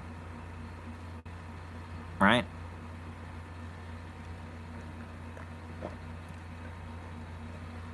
Well, there you go. Folks, I wrote a book. If you haven't gotten your copy yet, now's the time to order it. City Builders and Vandals in Our Age. I was wondering what part of this I was going to read to you tonight. I'm going to try to do a little reading here, a little reading there. There's a friend of mine who read the Communist Manifesto, and she read it with this crazy ultra-leftist group. Synthetic left, she's, and she was around them at her university. And it was just this crazy ultra-leftist group that read the Communist Manifesto to her. They told her even though, she's working many jobs in order to get through school, she's not working class, among other things, because she's in the university, she's not part of the working class, right? Just this ultra-leftist group that she read the Communist Manifesto with. And of course, the Communist Manifesto was published in 1848, in the middle of the German Revolution. And it's got a bit of an obscure text. It's the first thing people read. People think, I want to learn about communism, I better read the Communist Manifesto. Well, the Communist Manifesto is, it's a little archaic. The language in it is not contemporary. But it's still important to read. And the contents of it is very, very important. And I'm actually going to read to you, in my book here, a section called The Emergence of Scientific Socialism. The Emergence of Scientific Socialism, where I talk about the origins of Marxism and what Marxism actually is. So, The Emergence of Scientific Socialism. This is from my book, City Builders and Vandals in Our Age.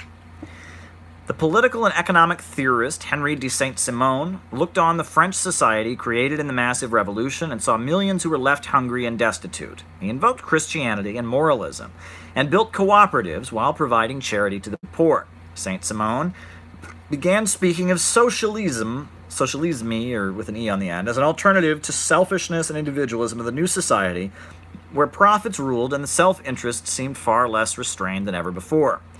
The Welsh industrialist and social reformer Robert Owen followed after Saint-Simon, becoming the first to speak of socialism in the English language and constructing an egalitarian model cities in New Lanark and New Harmony. The utopians followed a long tradition of seeking to construct an ideal world.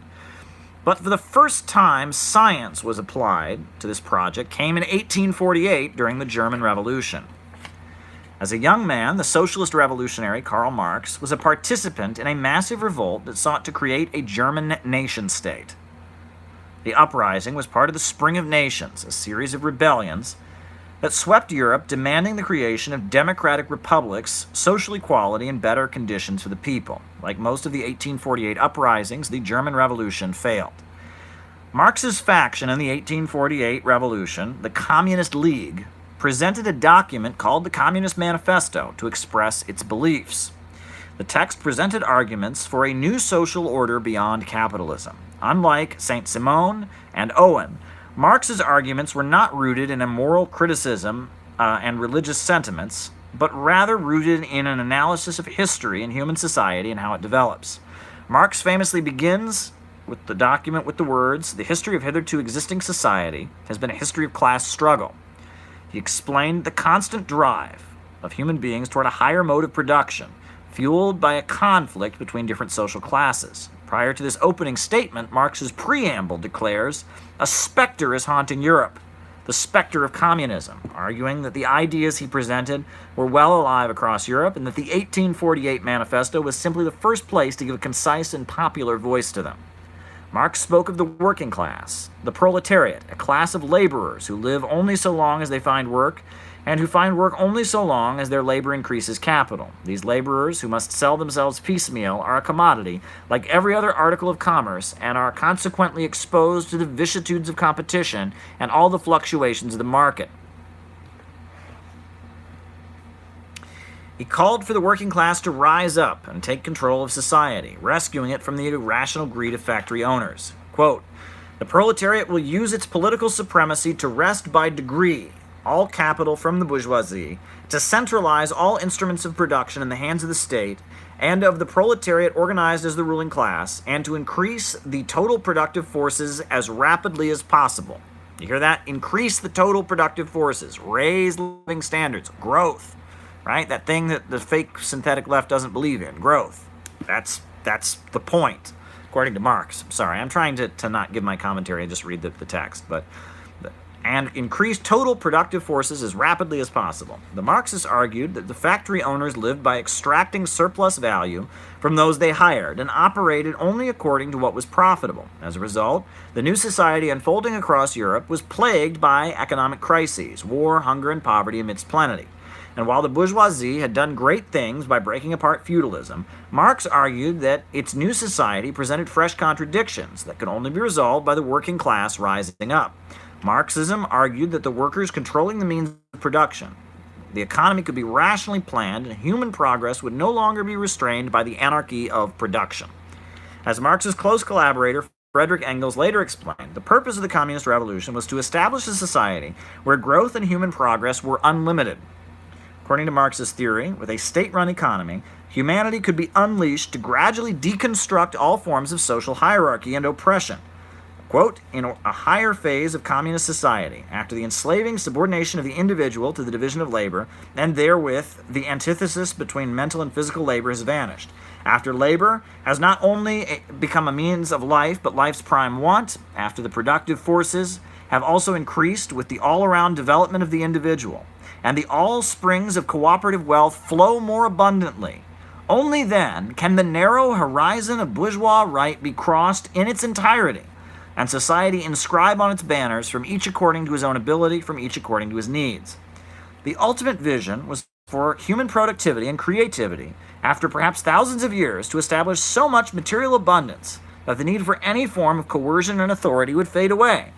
Quote, "In proportion as the anarchy of social production vanishes, the political authority of the state dies out. Man, at last, the master of his own form of social organization, becomes at the same time the lord over nature, his own master, free." According to Marx, the workers' revolution would lead to a centrally planned economy, and this would be the first step toward an ideal world in which the people could simply take what they wanted and do what they felt like doing, from each according to his ability, from each according to his needs. Marx's economic work explained the natural instability of profit-centered economies, describing workers' competition with machines, and the falling rate of profit and the drive towards cyclical market crises due to advances in technology. Marx stated that the more effectively a capitalist can carry out production, the fewer people he hires. In capitalism, human beings' ability to survive and prosper is tied to their inherent profitability to those who own the centers of economic power. Abundance and efficiency creates unemployment, and poverty persists amid plenty. Marx's writings analyzed the 1851 coup d'etat in France, in which Louis Bonaparte marched into power with his Party of Order, seeking to restore order and liquidate a nationwide episode of unrest and instability.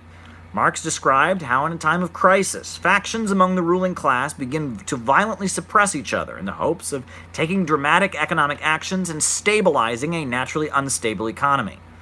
Marx helped form the International Working Men's Association, famously called the First International, in the hopes of spreading communist ideas across the world and uniting with revolutionaries in different countries. Within the First International, Marx frequently polemicized with anarchists like Mikhail Bakunin and Ferdinand Lassalle, who advocated left adventurist violence and did not see revolution in a scientific way. Marx analyzed the Paris Commune of 1871, where French workers who saw the capitalist government surrender to the invading Prussian armies established a short-lived working-class regime to defend their city. Marx had originally opposed the Communards' uprising, but after it was underway, he praised it as an example of workers storming heaven and taking great risks to advance history and defend their communities. Marx said that the Paris Commune of 1871 was the first dictatorship of the proletariat, and that similar uprisings would soon sweep the world. Eventually, the First International broke apart due to factional disagreements between Marx's allies and the anarchists. However, Marx observed the formation of the German Social Democratic Party in 1875 and composed a pamphlet called The Critique of the Goethe Program, pointing out the non-scientific aspects of its founding document. Eventually, the German SDP adopted Marx's ideas as its official ideology. Though Marx never visited the United States, he was employed by the New York Tribune, an American newspaper owned by abolitionist Horace Greeley. From London, Marx composed columns praising Abraham Lincoln, and he described the U.S. Civil War as the Second American Revolution. Describing why working-class people across the ocean felt enthusiastic about supporting the anti-slavery war, Marx wrote, quote, "The working men of Europe feel sure that the American War of Independence initiated a new ascendancy of the middle class, and so the American anti-slavery war will the American anti-slavery war will do the same for the working classes. They considered an earnest of the epoch to come that it fell to the lot of Abraham Lincoln, the single-minded son of the working class, to lead his country through matchless struggle for the rescue of an enchained race and the reconstruction of the social world." Marx's followers played a key role in this war, with German communists who fled to the United States forming the Ohio 9th Infantry Regiment and fighting against slavery on the battlefield. Textile workers in Britain, organized into Marx's International Working Men's Association, refused to work with cotton picked by slaves and held demonstrations supporting Abraham Lincoln and his Second American Revolution. While British textile factory owners saw the U.S. as a cheap source of cotton, and London and Wall Street insurance cartels saw slave exports as an opportunity to make profits, Marx argued that the interests of the working class people were on the other side. Marx wrote, quote, "Labor in white skin cannot emancipate itself where black skin is branded." That is the section in my book about the origins of scientific socialism and the contributions of Karl Marx. There's a lot of people talking about Marxism these days, about cultural Marxism, all of that. They have no clue what they're talking about. Marxism is about historical progress. Marxism is about unleashing productivity. It's about society controlling the means of production. It's not about identity politics. It's not about, it's funny, the right, they have this whole thing, I'm mad about cultural Marxism. They're mad about something that ain't Marxist, I'll tell you that much. The Stefan Milieux of the world, Ben Shapiro, these people have no clue what Marxism is about. It annoys me to see people that think they're experts on Marxism lecturing the world about Marxism when they know nothing about it, right? There's a video someone showed me the other day where someone is trying to explain the falling rate of profit and they don't understand it. And it's just like, oh my goodness, right? Marxists were never allowed to speak for ourselves, right? It's always got to be some liberal who's the response. The right wing completely mischaracterizes what we believe in, and some liberal comes in there and tries to argue with their mischaracterization based on being a liberal, right? Well, if you want to know what actual Marxism is, read my book, City Builders and Vandals in Our Age, right? Because we need to rescue Marxism from the disaster of the new left, and the synthetic new left, I should say, the synthetic left. When I get into that in the book, I'll read that section another time, or you can just buy the book, right? It's available. Widely available online. Order your copy today. Oh boy. Oh boy, what else is new, folks? I'm wrapping up pretty soon, but we'll talk about other things. I got a few more minutes here. A few more minutes, we can talk about whatever we want. So, yeah. What else is new? Yeah. What else is new? Anything on people's minds? I see the quote from Truman about socialism. Truman was a pretty reprehensible individual, but he was economically pretty liberal. What else is on people's minds? What else is new? Epstein. You know, I'll talk about this.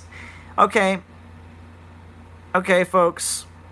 Thanks for the super chat, Nikki Gallo. Folks, all right, so the Epstein case. When you think of a pedophile, what do you think of? You think of some creepy old man hanging around by a playground or something, right? Right? And he's got those creepy glasses, and he's, dressed all dirty, and that's what you think of, is some creeper, right? But Jeffrey Epstein was not a poor man, and he was certainly well connected. And it reminded me of something that happened a few years ago. Did folks see that there was this college student at Columbia University who was the head of the international campaign against rape and violence and sexual violence? He turned out to be a pedophile, busted in an FBI sting. Did you see that the head of Street Kids International, the big international charity that's supposed to be fighting for the rights of children, he turned out to be a pedophile? There's some weird stuff going on, folks. This Epstein case, I think, points toward a bigger problem we have. Right? When you see this, there's this child, boy, cross-dressing and dancing on television. When you see children increasingly being put into sexual situations, the widely availability of pornography, this Keith Raniere, Nexia, something's going on, folks. There's something deeply wrong in our country. And there's something deeply wrong. I don't know what it is, okay? But something about the way we relate to sex, something about the way we relate to children, something's deeply wrong. There's something deeply, deeply wrong in our country. Right? And we're having kind of a cultural and society-wide crisis related to this. And Epstein is part of it. Nexium's part of it. That kid dancing on TV is part of it. Something's going on, folks. Okay? This is one of those moments where we're going to pretty soon be dealing with fallout. We have a problem. We have a problem. Right? I mean, you can't deny that. We have a problem. I mean, you can talk about the rate of sexual assault in the country. You can talk about how there's pornography everywhere. I mean, walk through Times Square, for goodness sakes. I mean, it's impossible. There's something wrong. And there's something going on here that's deeply, deeply wrong. There are some things that are out of control. And this Epstein guy and the disgusting criminal things he did, I'm saying, he's responsible for his own actions. Totally responsible for his own actions. Completely. He should, go to prison for a long time. And the fact that he got a sweetheart deal is pretty outrageous. Glad to see he's got locked up once again, no bail. But there's still a bigger problem here. Something's going on, folks. There's something that's not right. There's something going on. And I feel like I hate to be a bummer, I hate to be the bearer of bad news, but something's going to happen. Things are going to correct themselves. Just saying. Hate to be a bummer there, but that's my thoughts on the Epstein case. Something's not right, and the fact that we're seeing pedophiles in such prominent and powerful places and other things that are going on in our society, there's a lot of people that are going, something's not right here. Something's not right. That's all I got to say about that. And I'll probably, it's like you can't say anything without making anyone mad anymore. Right? You can't. I mean, if you say anything nowadays, you're going to make somebody mad. I'm sure I just offended about 1 million people there. They all hated me anyway. And I'm sure there's a lot of people, I think everyone kind of knows I'm right about this. I want to avoid, and this is a tip of advice. Try not to write a conspiracy theory. Try not to sit there and go, yes, well, X is connected to B, and this is all because of C, and try not to do that, right? Say what you know to be true. I just told you what I know to be true, which is there's something wrong on a society-wide level. That's what I know to be true. That's all I know to be true. If I were to tell you why, yes, and it's actually because the thing, high up on the thing that's connected to the thing, if I were to start saying that, I wouldn't know what I'm talking about. Say what you know to be true and leave it at that. All right? That's my encouragement to people that talk about 9/11, right? If you don't like the official story of 9/11, which there's a lot of things about the official story of 9/11 that a lot of people have questions about, leave it at that. Don't start sitting there and going, well, it was radio air. Don't do that, right? Someone asked me the difference between Marxism and conspiracy theories. Well, I mean, that's a big topic, but basically, the difference is this, right? Marxism is scientific and tries to view things in a scientific manner, and conspiracy theories basically try to write a simplistic story, all right, where there's good guys and bad guys. They try to come up with a group of bad guys who are conspiring, and they don't question things on a society-wide level. That's the difference. Conspiracies definitely happen. You know that and I know that. People conspire. Right? Even the official account of 9/11 is a conspiracy theory, right? It is a theory that Osama bin Laden conspired to do what he did, to bring down the towers. So the official story of 9/11 is a conspiracy theory. Do you accept the official conspiracy theory, or do you accept, but there's no question that 9/11, it wasn't random. 9/11 was not random. Right? I mean, either terrorists conspired to bring those towers down, which is the widely understood account of what happened. Either terrorists did it or something else is going on. But, conspiracies happen. People conspire, right? People get together and plan to do things, right? And we shouldn't stigmatize the belief that maybe people conspire sometimes, because they do. People conspire to do things. But the conspiracy theory is where you sit there and you just try to come up with a group of bad guys and you don't question things on a societal level. That's the difference, right? That's the difference, right? The problem with capitalism is not a conspiracy. Capitalism is a system of economics, right? So we can talk about systems, we can talk about economics, we can talk about problems, and we can talk about perhaps there are people conspiring to do bad things within them, right? But that's the difference, right? And that again, with Epstein, I'm sitting here and I'm looking at all these different things that are happening, which appear to be unrelated and probably are not directly related to each other. I'm saying there's something wrong in our society. I'm not saying I know what it is.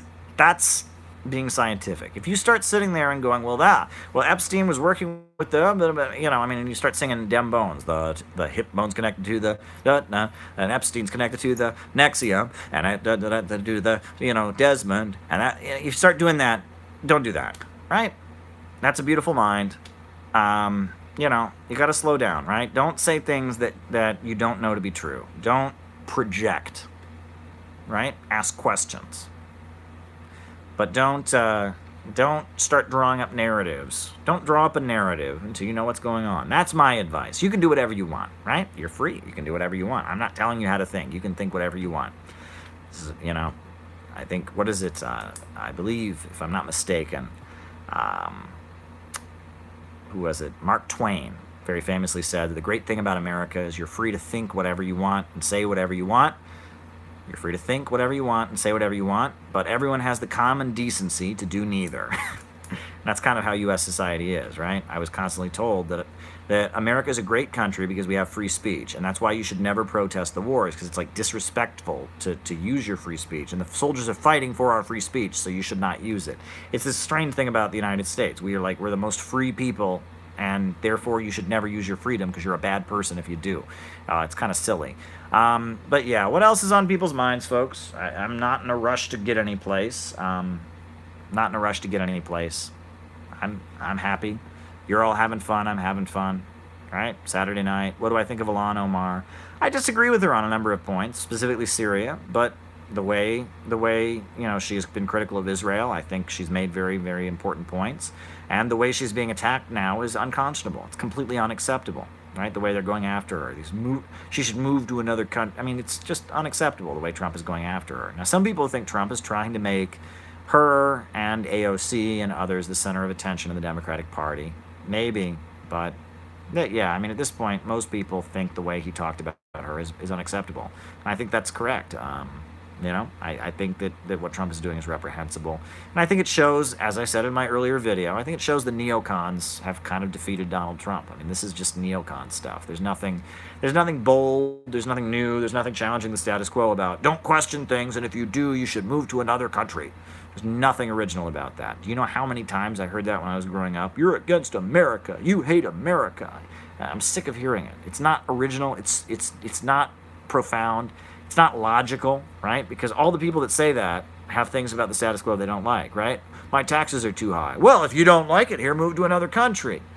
I mean, it only applies to people with whom you disagree. It's like if you disagree with somebody, then they don't like America, whatever that means. And then they should be deported. I mean, it's not original. It's not profound.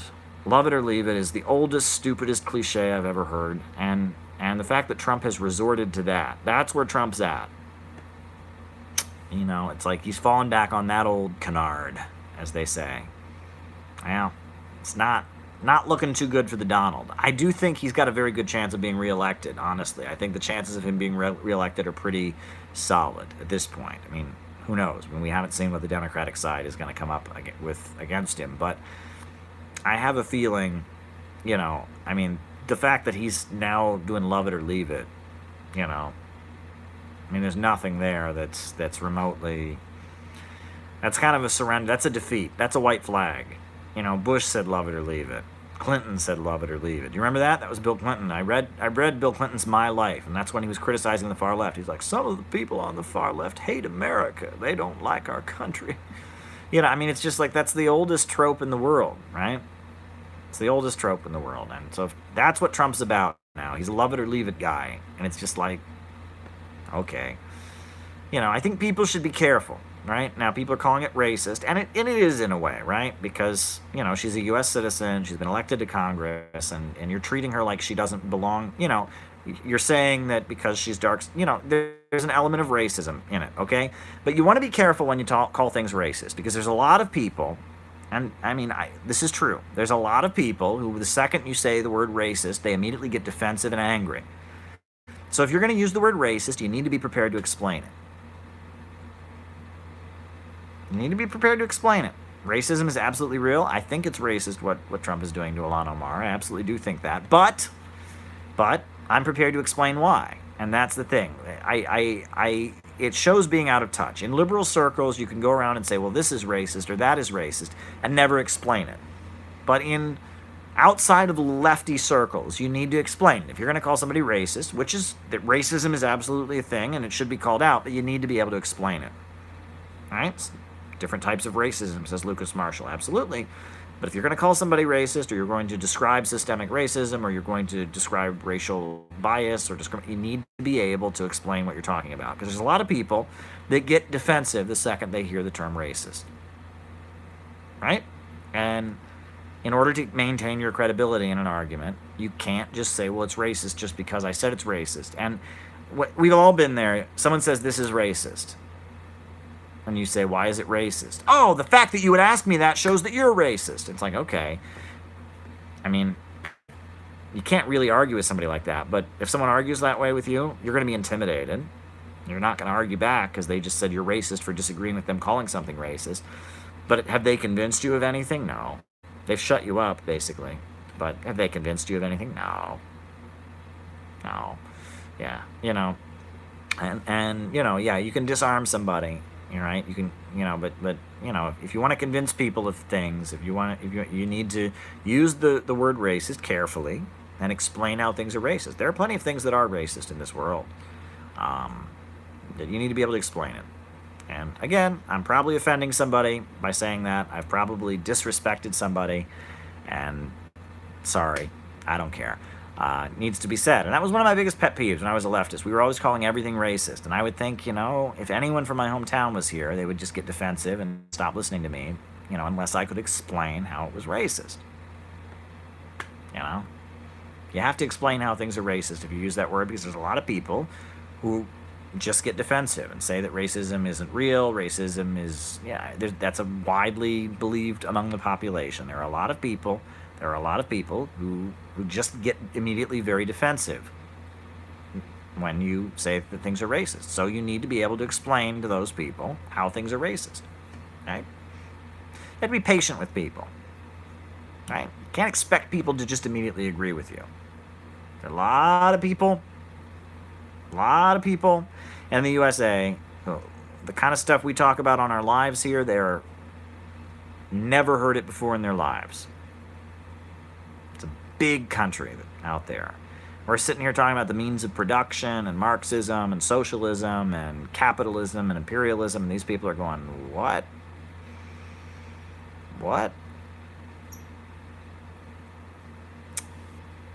They are. I mean, it's a fact. They really are. So you need to be able to patiently explain to people. Good friend of mine, part of the reason he sought me out, good friend of mine, Dakota, he sought me out. The reason he sought me out, from a different state, but he made a point of finding me. The reason he made a point of finding me was because he appreciated my speeches on the internet, because I explain things clearly, right? I explain things clearly, right? And he said he searches the internet for people who explain Marxism clearly, right? You have to explain these things clearly. I always try to write as if my audience knows nothing, right? That's one of the problems, I think. At the universities, at the colleges, they teach these young kids to write in a way that doesn't communicate ideas effectively, but shows that they're smart. I read things all the time, written by people, and I always think, do you expect me do you expect anyone to read this, right? I always write as if my audience doesn't know anything, and I want them to clearly understand what I'm saying. And I try to use short sentences. I mean, I'm not going to go over all my writing techniques here, but, the university system, unfortunately, teaches people to write in a way that impresses academics.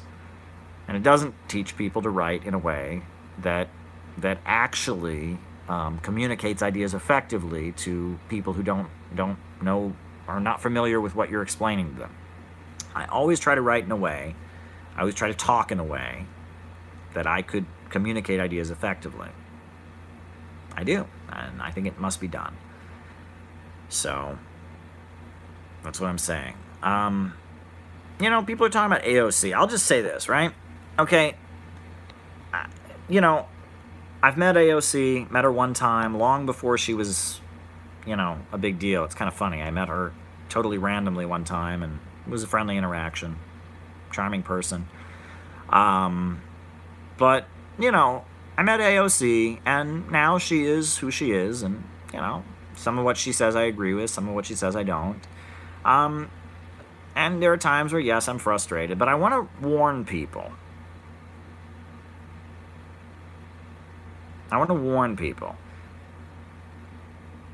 Sometimes you can have an individual who, because of weird and odd circumstances, ends up in a position where they do things you never thought they were capable of.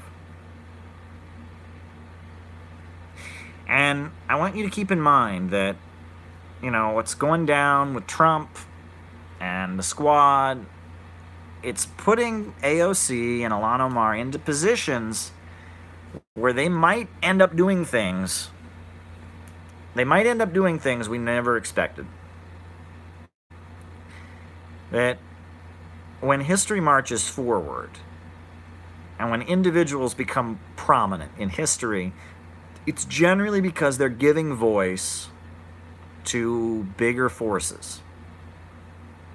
Kinky's asking me to think of some instances. Abraham Lincoln is a great example. If I was an abolitionist in 1860s or the 1858 time, I would have hated Lincoln. I would have thought Lincoln was the lamest anti-slavery guy ever. Lincoln didn't want to outlaw slavery, which was the whole point of the abolitionist movement. I would have been an abolitionist. I was going out there saying we need to abolish slavery, we got to stop slavery, and Lincoln's up there saying, if, the South, they can have slavery. I would have hated Abraham Lincoln. Abraham Lincoln's up there saying, I don't believe people are equal, I'm a racist. In his Lincoln-Douglas debates, he says all kinds of awful things. I would have thought Lincoln was the lamest liberal, right? I can imagine that if I had been an abolitionist, activist, trying to fight to end slavery, I would have thought Lincoln was the lamest guy. But Lincoln got elected.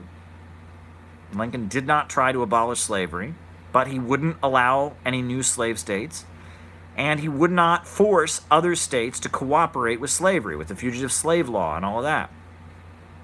And the South took up arms, and Lincoln ended up having to put down the slaveholders' insurrection, and lo and behold, Lincoln ended up leading the Second American Revolution.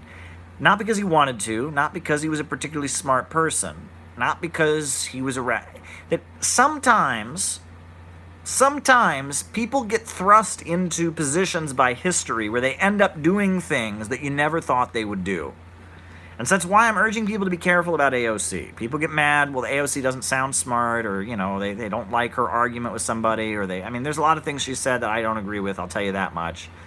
But I'm just telling you, be careful, because sometimes people get pushed into situations where they end up being completely different than you thought. And the opposite is also true, not in a good way. Bobby Rush is a great example. Bobby Rush was a Black Panther. He was the leader of the Black Panther Party of Chicago. He was, after Fred Hampton was killed, he was the leader of the Black Panthers. And if you look at his career in Congress, he seems like the most lame, typical Democrat. This guy was a Marxist-Leninist. He was distributing the writings of Mao and all of that. But history works in certain ways, and he ended up becoming just a lame, regular Democrat. Right? Bobby Rush may have been voicing a communist line at one point, a revolutionary line. He ended up being just typical. Same for Van Jones, right? Wasn't Van Jones some kind of Maoist radical during the LA Rebellion or something? Now he's like, look at him on CNN. He just, But Lincoln started out, as the most lame. He was against slavery, kind of, but it was really the disappointment. The abolitionists couldn't stand that guy. He was so moderate. And look what he ended up doing, right? That sometimes people end up getting in the line of fire and getting into positions where they end up doing very radical things even though they don't want to, or vice versa, where they really want to do radical things and they end up serving the establishment, right? And that what people say and what they do often do not match. It's very famous. Often people were singing "God Save the King" as they were on their way to cut a king's head off. Did you know that? The French Revolution, here's an example, the French Revolution. The French Revolution, the radical revolution that involved the reign of terror. It was like the radical deconstruction, ripping feudalism apart in France. What was one of the most epic events, the key events in the French Revolution? The March to Versailles. It was all these workers in Paris, all these hungry, desperate people in Paris, marching to the king's palace. And what were they doing as they marched to the king's palace? Were they going to go overthrow him? No. They were going to appeal to him. They were singing songs, cheering for the king. They saw the king as the one who protected them from the nobility. And the March to Versailles was a march almost praising the king. And it ended up being a march that led to the king getting beheaded. And there's many instances of that, right? Where people say one thing, and what history drives them to do is very different.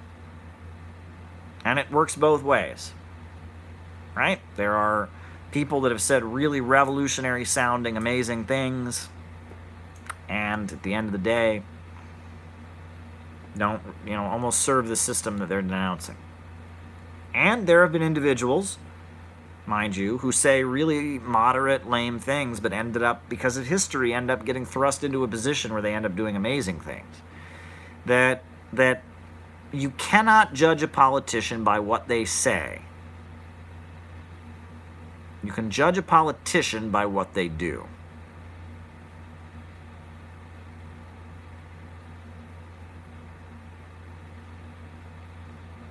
Must be said, you don't judge someone by what they say, you judge people by what they do. History is not defined by words. Words do not define history. History is defined by actions. And that's why we need a government of action to fight for working families. We need a government of action to fight for working families. We need a government of action. A government that will dramatically take action on behalf of the people to fight for working families. That's what we need more than ever. We need a government of action, a government of strength that will take action to save our country from the mess created by capitalism and imperialism.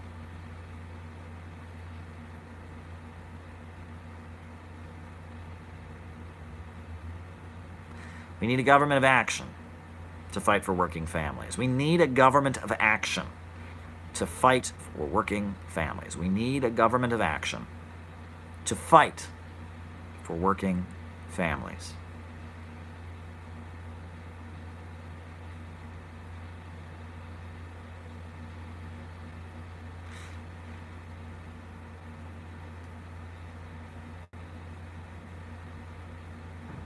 One of the last public statements that Mao gave, I actually, because of odd situations in my life, ended up memorizing it. So just for the fun, like a parlor trick or something, I'll recite it for you. Ever since World War II, U.S. imperialism and its followers have been continuously launching wars of aggression. But the people of various countries have been continuously waging revolutionary wars to defeat their aggression. And while the danger of a new world war still exists, and the people of all countries must get prepared, revolution is the main trend in the world today. Let me repeat the final line. While the danger of a new world war still exists, and the people of all countries must get prepared, revolution is the main trend in the world today. I'm going to repeat that line one more time. While the danger of a new world war still exists, and the people of all countries must get prepared, revolution is the main trend in the world today. And on that note, folks,